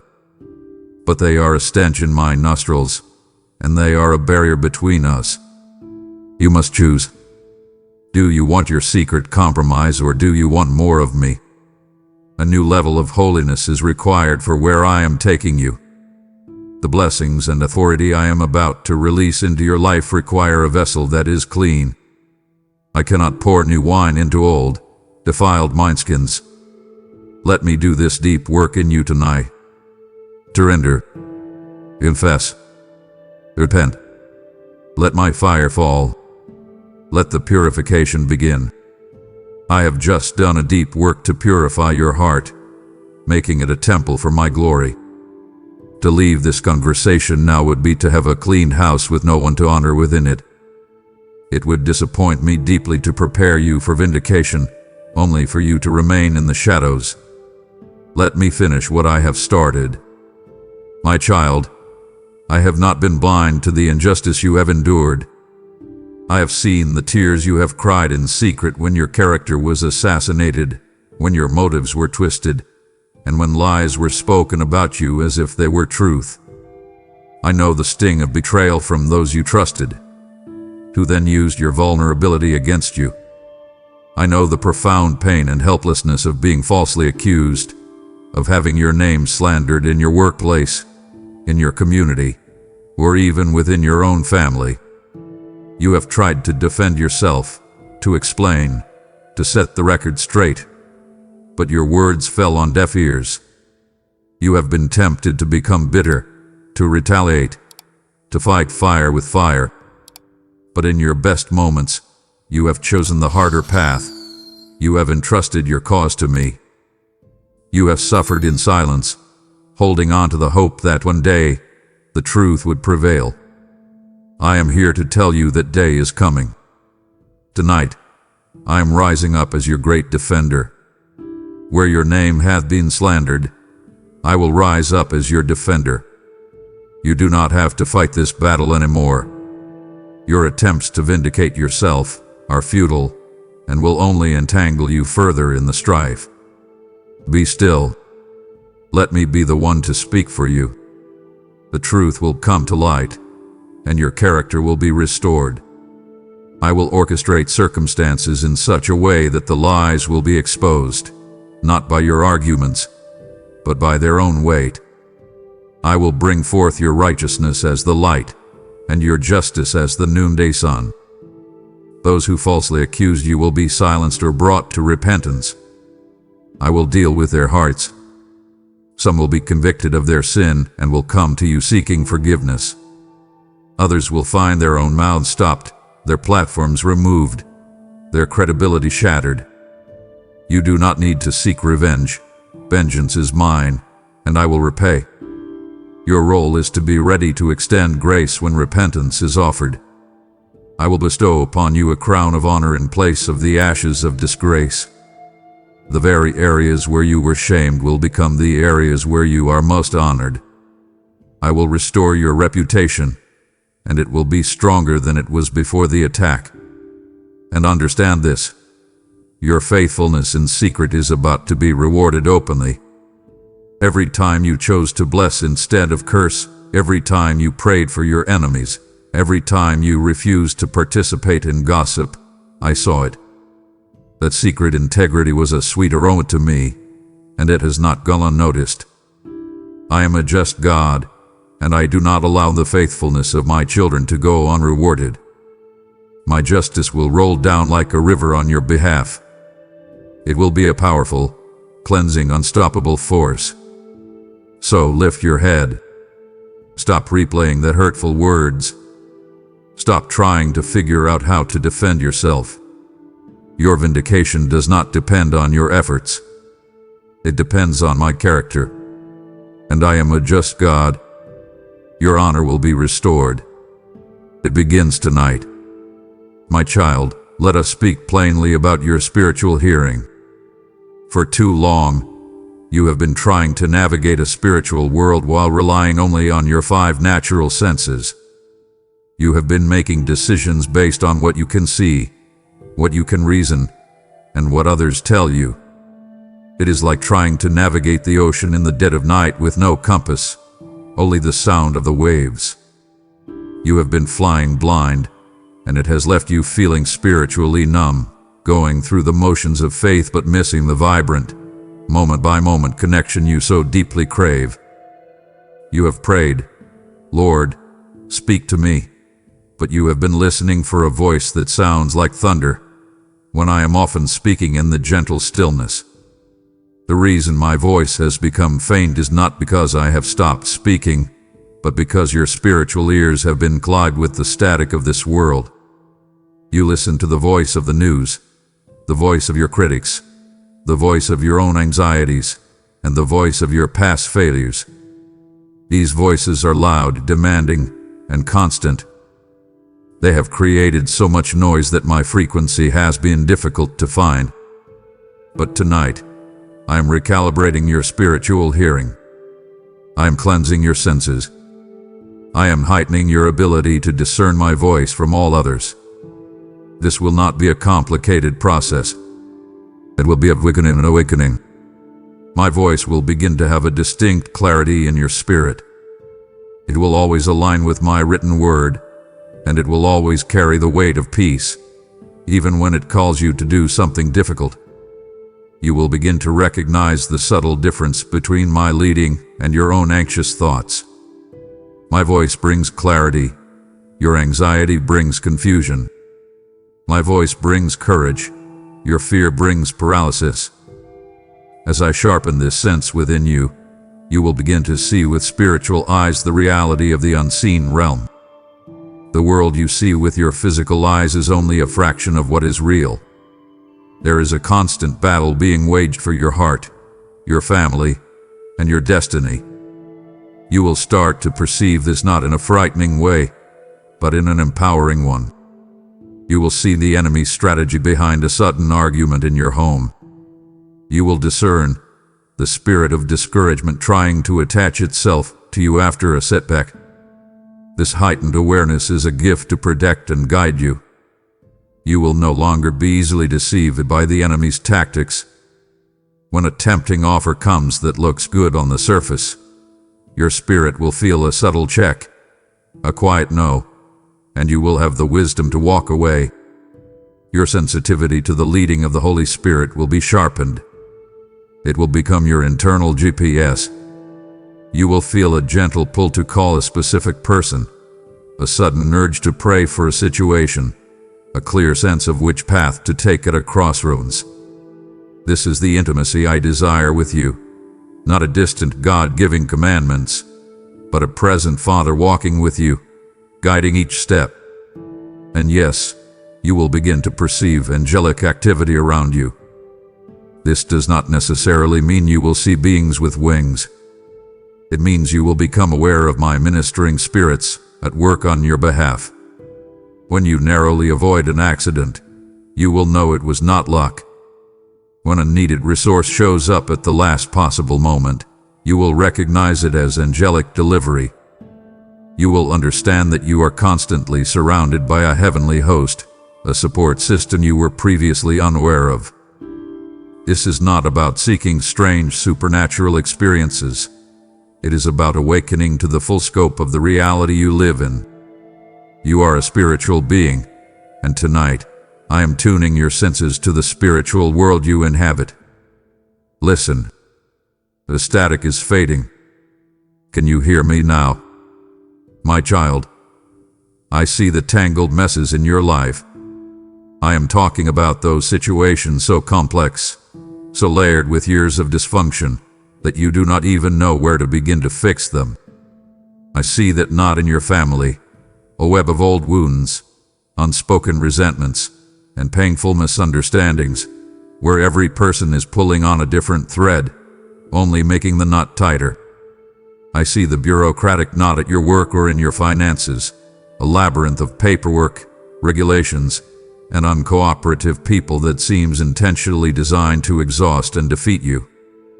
I see the complicated knot in your own heart, the one where your desires, your fears, and your obligations are all tangled together, leaving you feeling conflicted and paralyzed. You have spent countless hours analyzing these situations, trying to strategize, trying to find the one logical thread to pull that will make it all come loose. But it has not worked. Your striving has only left you more frustrated, more hopeless, and more convinced that these knots are a permanent feature of your life. You have concluded that you must simply learn to live with them. But I am the master of making crooked paths straight. I am the God who brings divine simplicity to human complexity. Tonight, the complex, tangled situations in your life are being unraveled by my hand. I want you to stop pulling on the threads. I want you to take your anxious, striving hands off of the problem and place the entire mess into my hands. Your job is not to untangle the knot. Your job is to surrender the knot to me. While you are sleeping tonight, while you are resting in a posture of trust, I will be at work. I, who see the beginning from the end, know the precise thread to pull that will cause the entire tangle to simply fall apart. What seemed an impossible problem will have a simple, divine solution. You have been looking for a complicated, multi-step plan, but I will often work through a single, sovereign act. It may be one phone call that changes everything. It may be one person's sudden change of heart that brings reconciliation to your family. It may be one piece of lost paperwork that mysteriously appears. Do not despise the simplicity of my solutions. It is a sign of the greatness of my power. I am bringing order to the chaos that has surrounded you. The internal chaos of your racing thoughts will begin to slow down.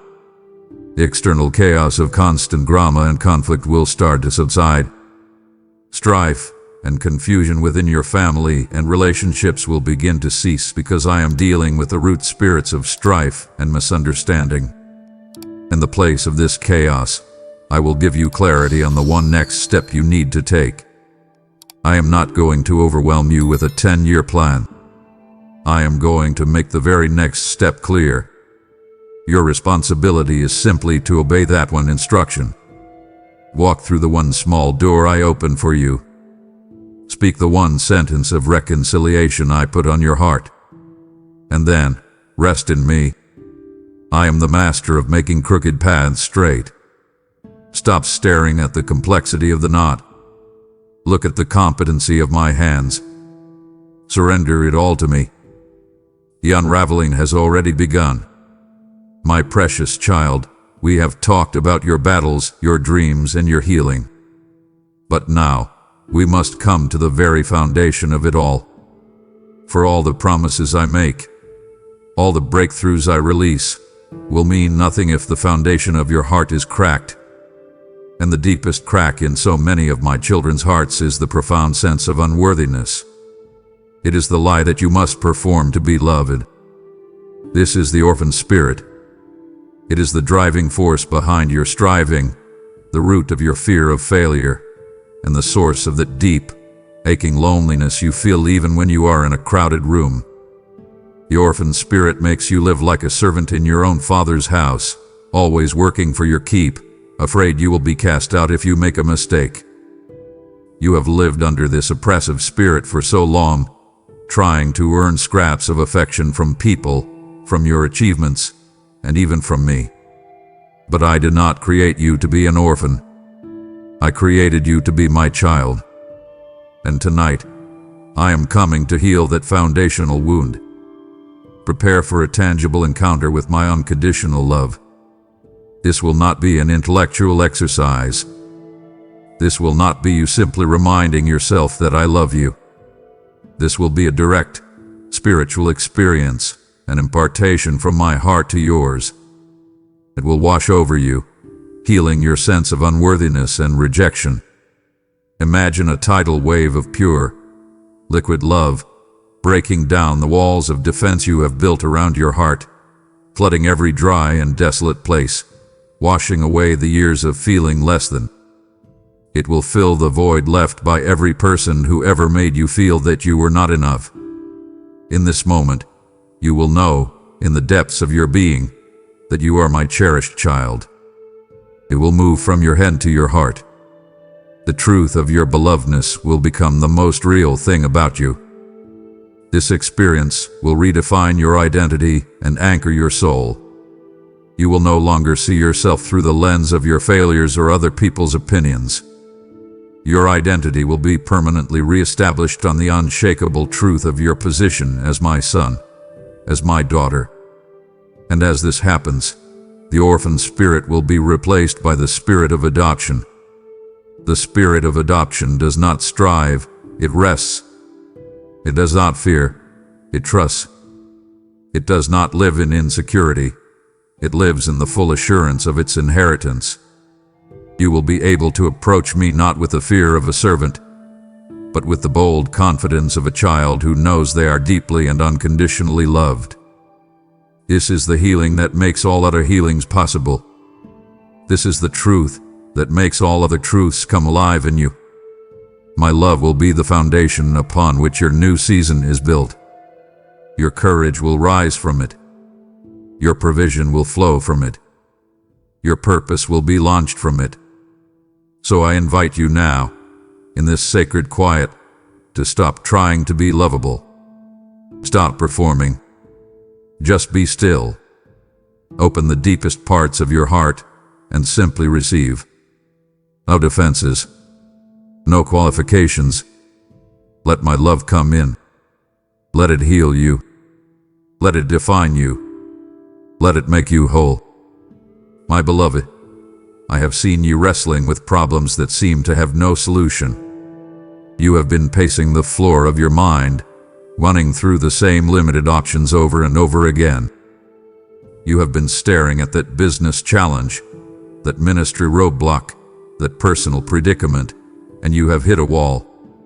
Your own logic, your own experience, and your own creativity have taken you as far as they can go, and you have reached the end of your own ingenuity. You are tempted to conclude that there is no way forward, that the problem is unsolvable. This is the point where human striving ends and divine inspiration begins. I am a God of infinite creativity. I see solutions where you see only dead ends. I see pathways where you see only walls. And I am about to share my perspective with you. Tonight, I will download heavenly strategies and creative ideas into your mind. This will not come while you are frantically brainstorming. It will most likely come in a moment of rest, when you are in the shower, when you are driving in silence, or when I wake you in the quiet hours of the night.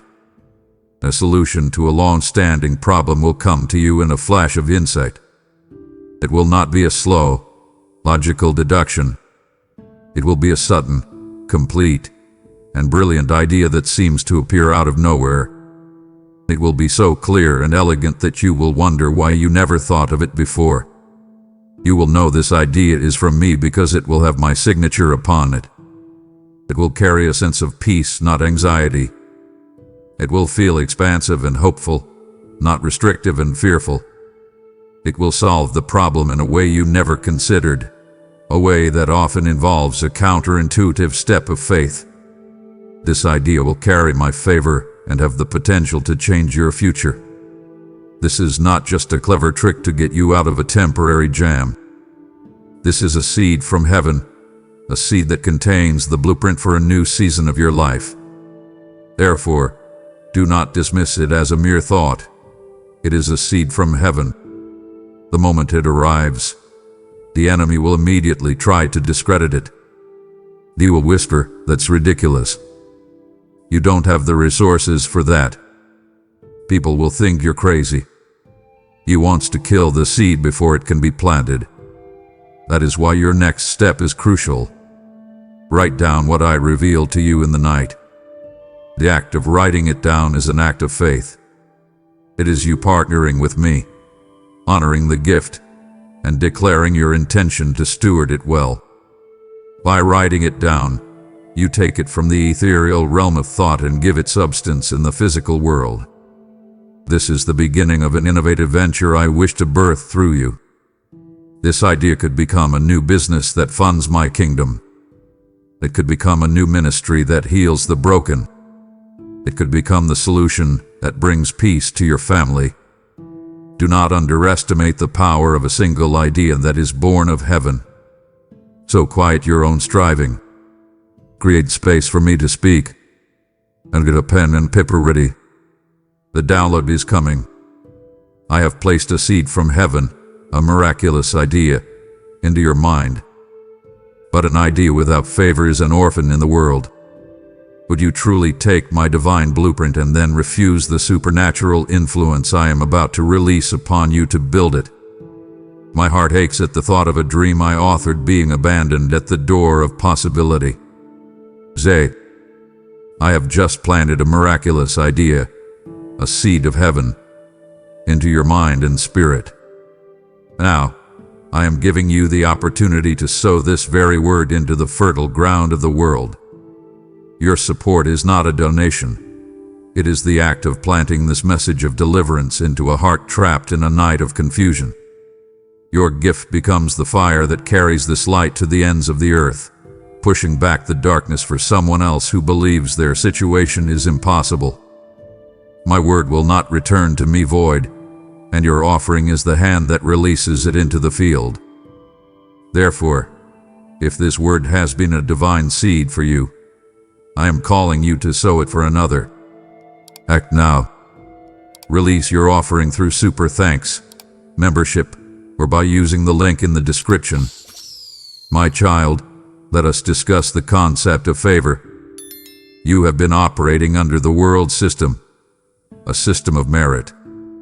In this system, you get what you earn. You get the promotion because you worked the hardest. You get the approval because you performed the best.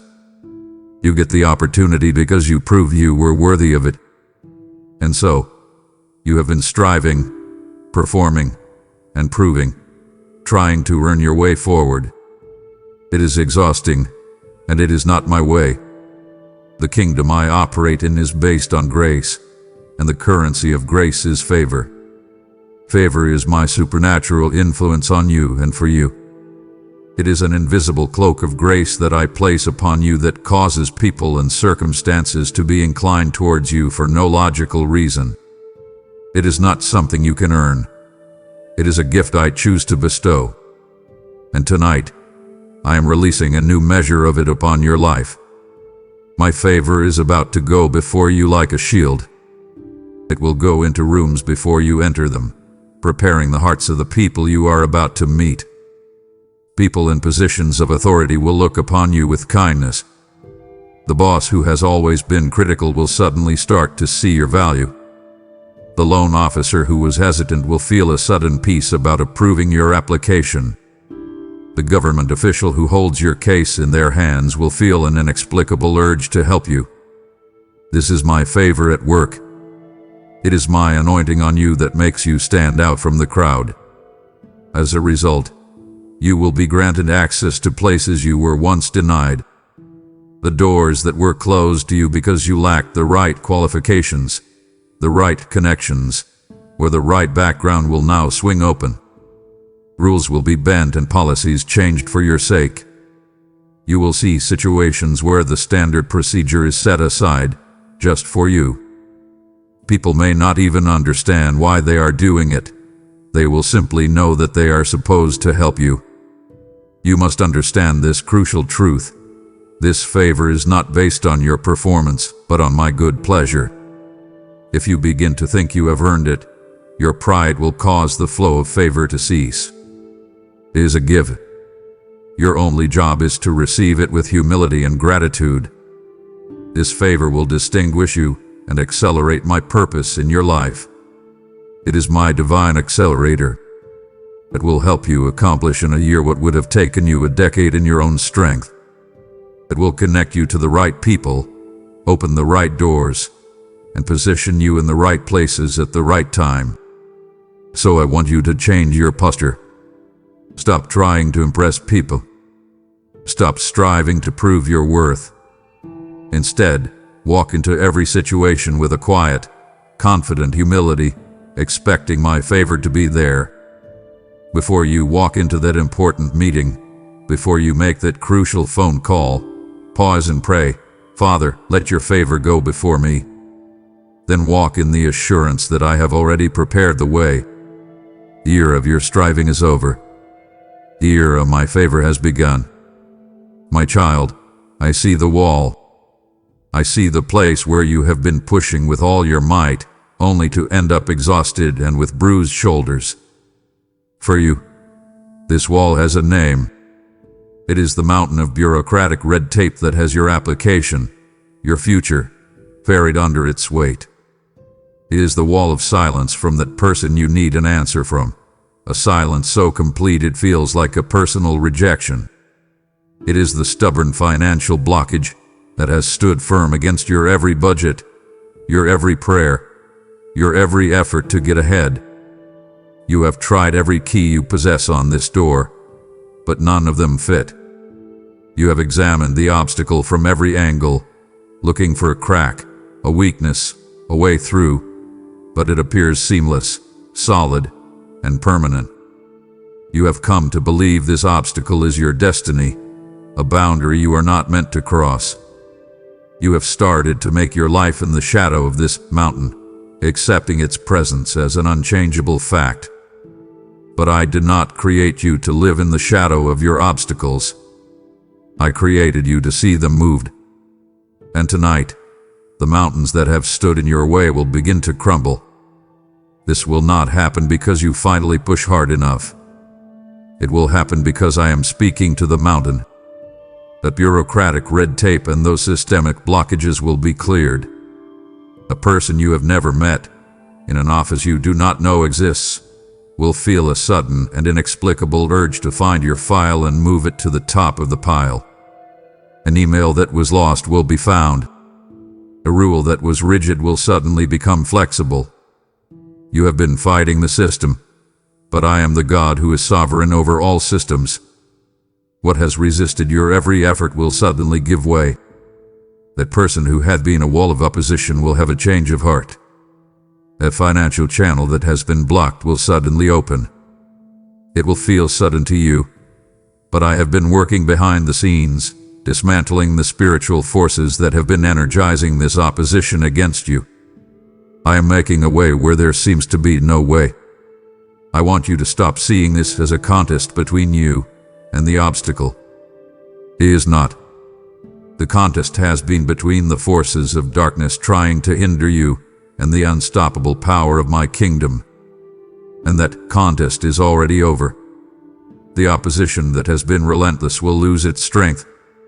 You will feel the spiritual atmosphere shift.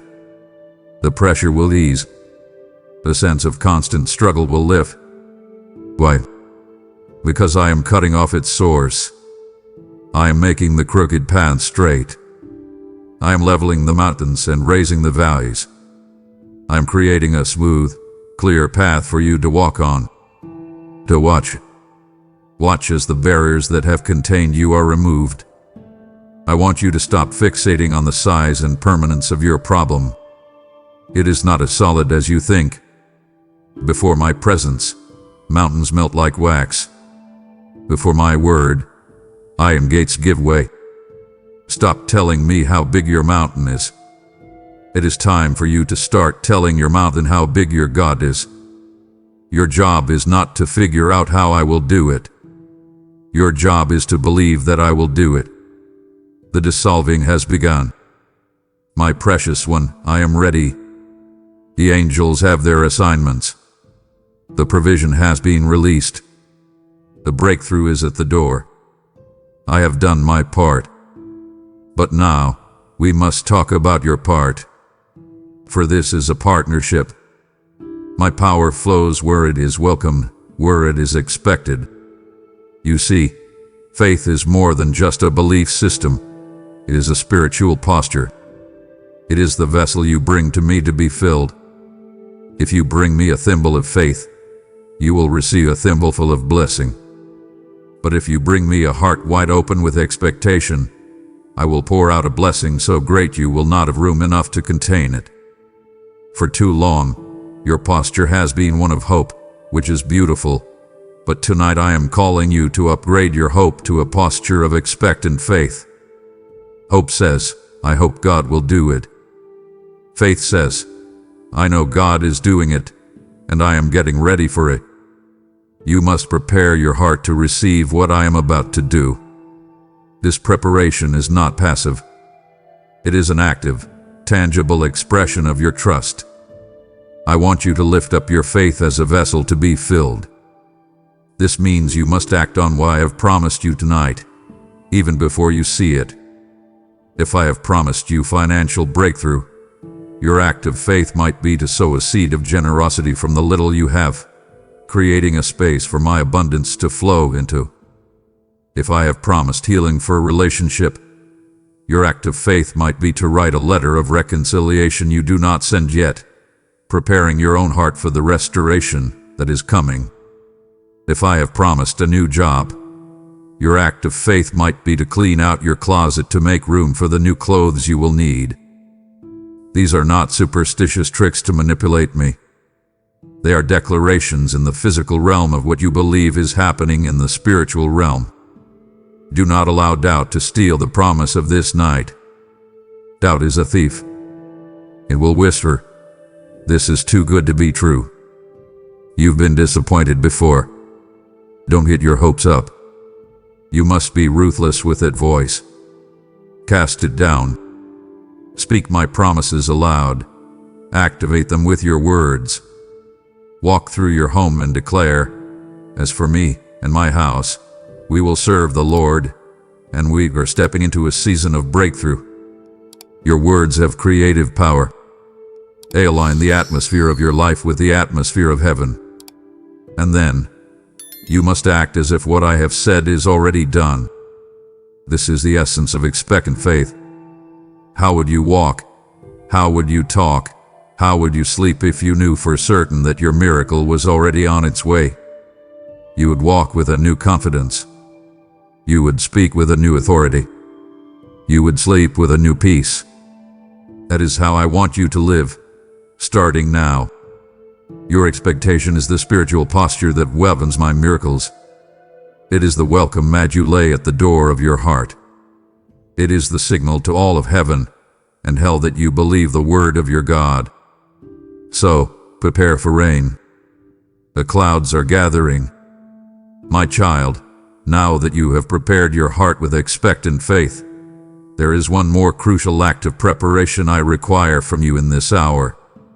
It is the most powerful weapon you possess, and it is the one the enemy fears the most. I am speaking of praise. You may think of praise as your response after the victory has been won, the song you sing after you have crossed the Red Sea. But I am telling you tonight that praise is not just a response to victory. It is a catalyst for victory. It is the key that unlocks prison doors. It is the force that sends the armies of heaven into battle on your behalf. I want you to worship me now, before you see the fulfillment. This is the highest form of faith. It is you, standing in the midst of your unresolved problems, surrounded by lack and opposition, and lifting your voice to declare my goodness, my faithfulness, and my power. This act of praise in the dark is a profound statement of trust that silences the accuser and delights my heart. Praise is the weapon that confuses the enemy and invites my presence. When you begin to praise, the enemy is thrown into confusion. He expects you to be worrying, complaining, and spiraling into despair. That is the logical human response to your circumstances. But when you open your mouth and begin to thank me, to declare my greatness, you are operating on a higher, spiritual logic. The enemy does not know how to fight a person who is full of joy in the middle of a battle. Your praise disrupts his strategy and shatters his atmosphere of oppression. At the same time, your praise invites my manifest presence. I inhabit the praises of my people. Where there is true, heartfelt worship, I draw near, and where my presence is, darkness cannot remain. The oppressive spirit that has been weighing on you cannot coexist with the atmosphere of praise you are creating. So, I want you to fill your home with songs of adoration and thanksgiving. Turn off the news. Turn off the distractions. Put on worship music. Sing along, even if your voice is shaky, even if tears are streaming down your face. Let the sound of your praise fill every room. Your praise tonight is a declaration of victory in advance. With every note you sing, you are prophesying your own future. You are agreeing with heaven about the outcome of your situation before you see it on earth. It shifts the atmosphere from one of anxiety to one of triumph. You will literally feel the air in your home change. The heaviness will lift. A light and a joy will begin to settle in. This is not just an emotional shift, it is a spiritual one. You are dislodging the forces of darkness and welcoming the King of Glory. So, let your praise be the soundtrack to the miracle I am performing.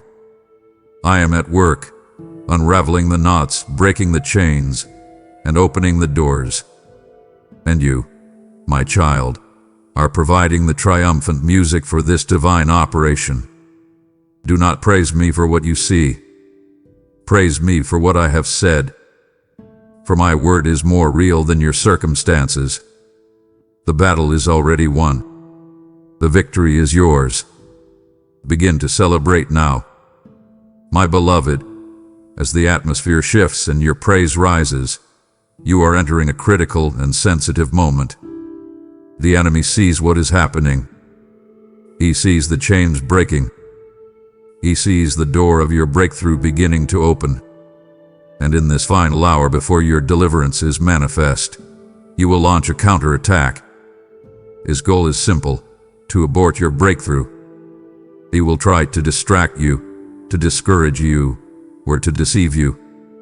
He will send a sudden, unexpected piece of bad news to try to pull your focus off of me and back onto the problem. He will send a person to speak a word of doubt or cynicism into your ear. He will tempt you with an old, familiar comfort to lull you back into spiritual slumber. Therefore, your duty in this hour is to be spiritually alert. Do not be spiritually asleep when your deliverance arrives. This is not the time for spiritual laziness or passivity. I need you to partner with me with a new level of focus and intention. I need you to watch and pray. Stay alert in the spirit. Be vigilant and sober-minded.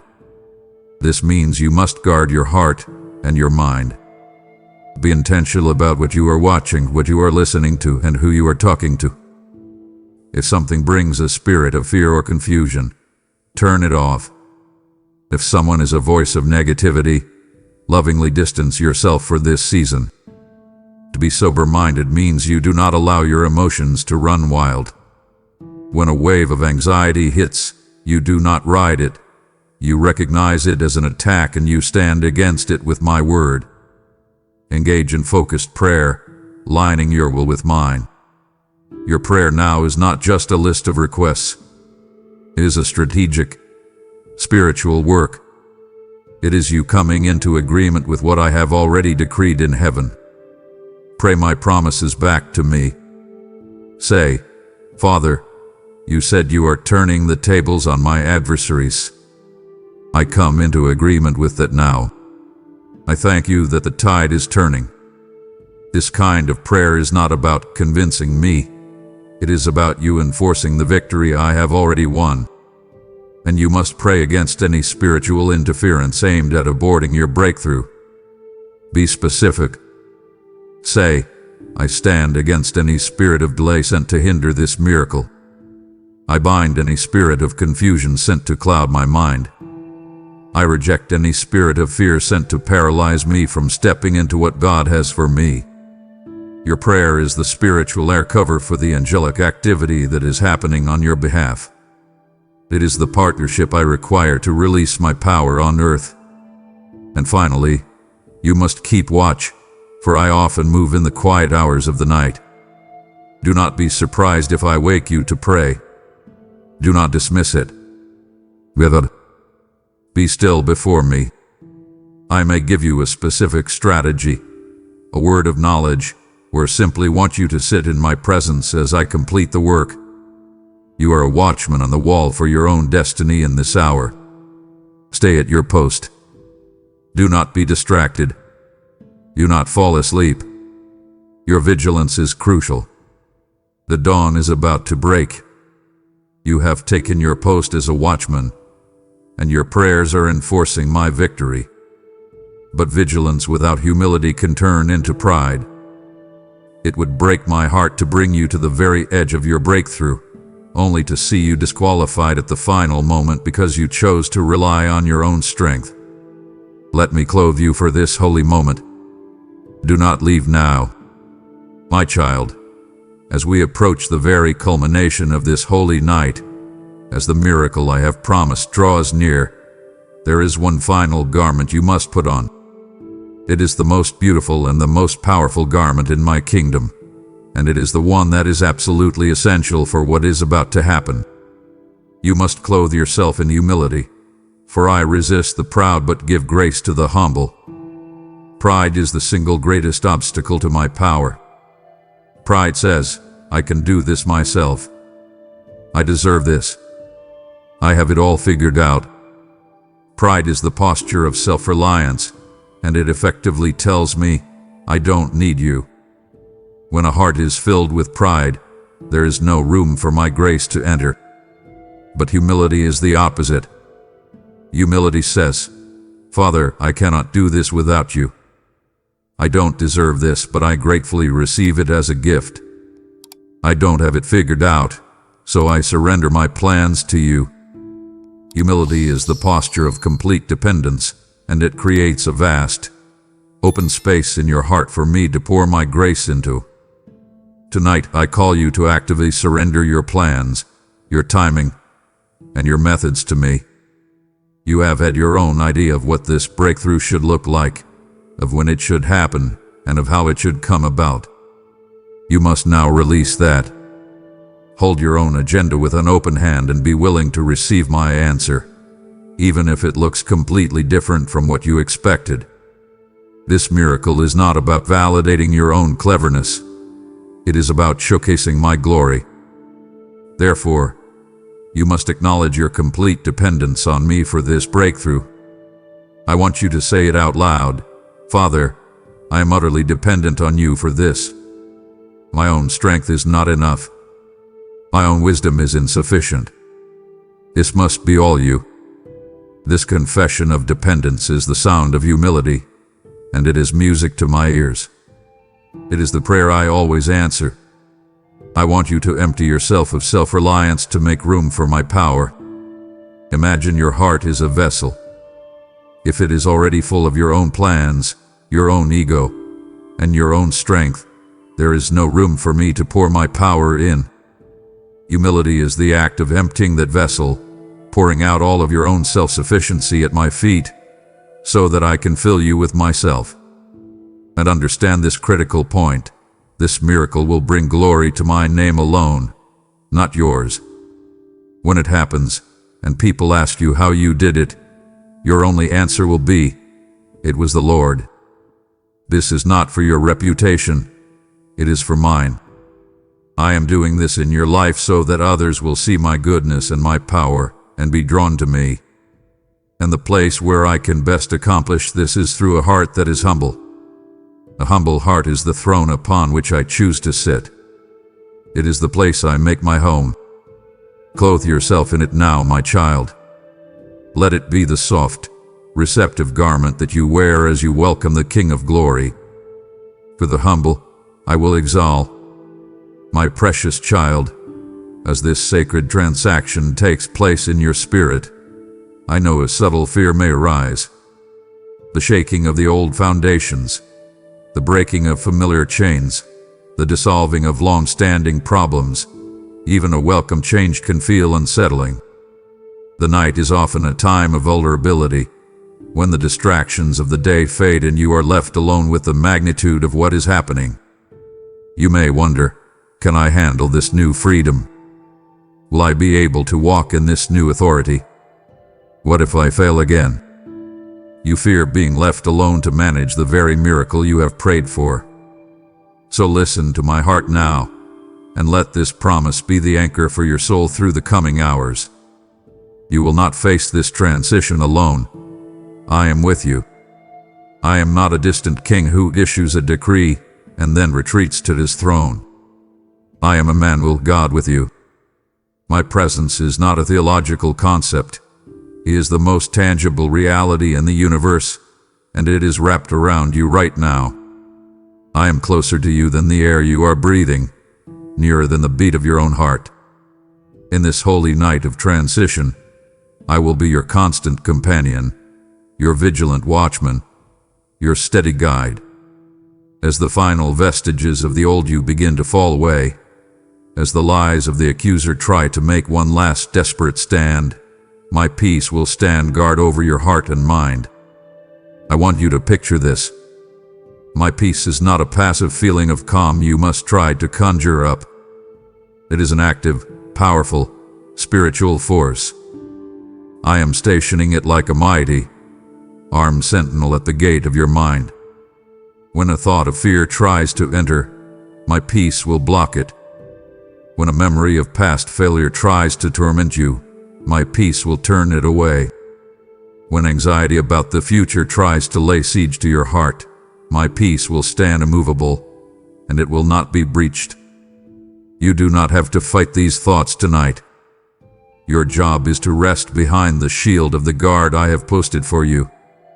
And I want you to feel the comfort of my spirit enveloping you like a blanket. You know that feeling when you are chilled to the bone, and someone wraps a thick, warm blanket around your shoulders. The warmth doesn't just touch your skin, it seeps deep into your being, chasing away the cold and bringing a profound sense of safety and relief. That is what my spirit is doing for your soul right now. He is wrapping you in the warmth of my love, the security of my presence, and the comfort of my grace. Let that warmth soothe the frayed edges of your weary spirit. I know that letting go of the old, even the painful old, can make you feel weak and exposed. Those old coping mechanisms, those familiar patterns of sin, those identities rooted in your wounds, as they give way, you may feel a momentary void. But I will be your strength as the old gives way to the new. Lean on me. Let my strength be the scaffolding that holds you up as the inner renovation takes place. You are stronger than you feel, because my strength is being perfected in your weakness. And do not be afraid of the shaking, for I am your unshakable rock. Your life may feel unstable for a moment, like the ground is shifting beneath you. Let it shift. I am removing everything that can be shaken so that what remains is the unshakable foundation of me. Your feelings are not your foundation. Your circumstances are not your foundation. I alone am your rock. And through it all, know this: I am the Lord your God who holds your right hand. Feel my grip.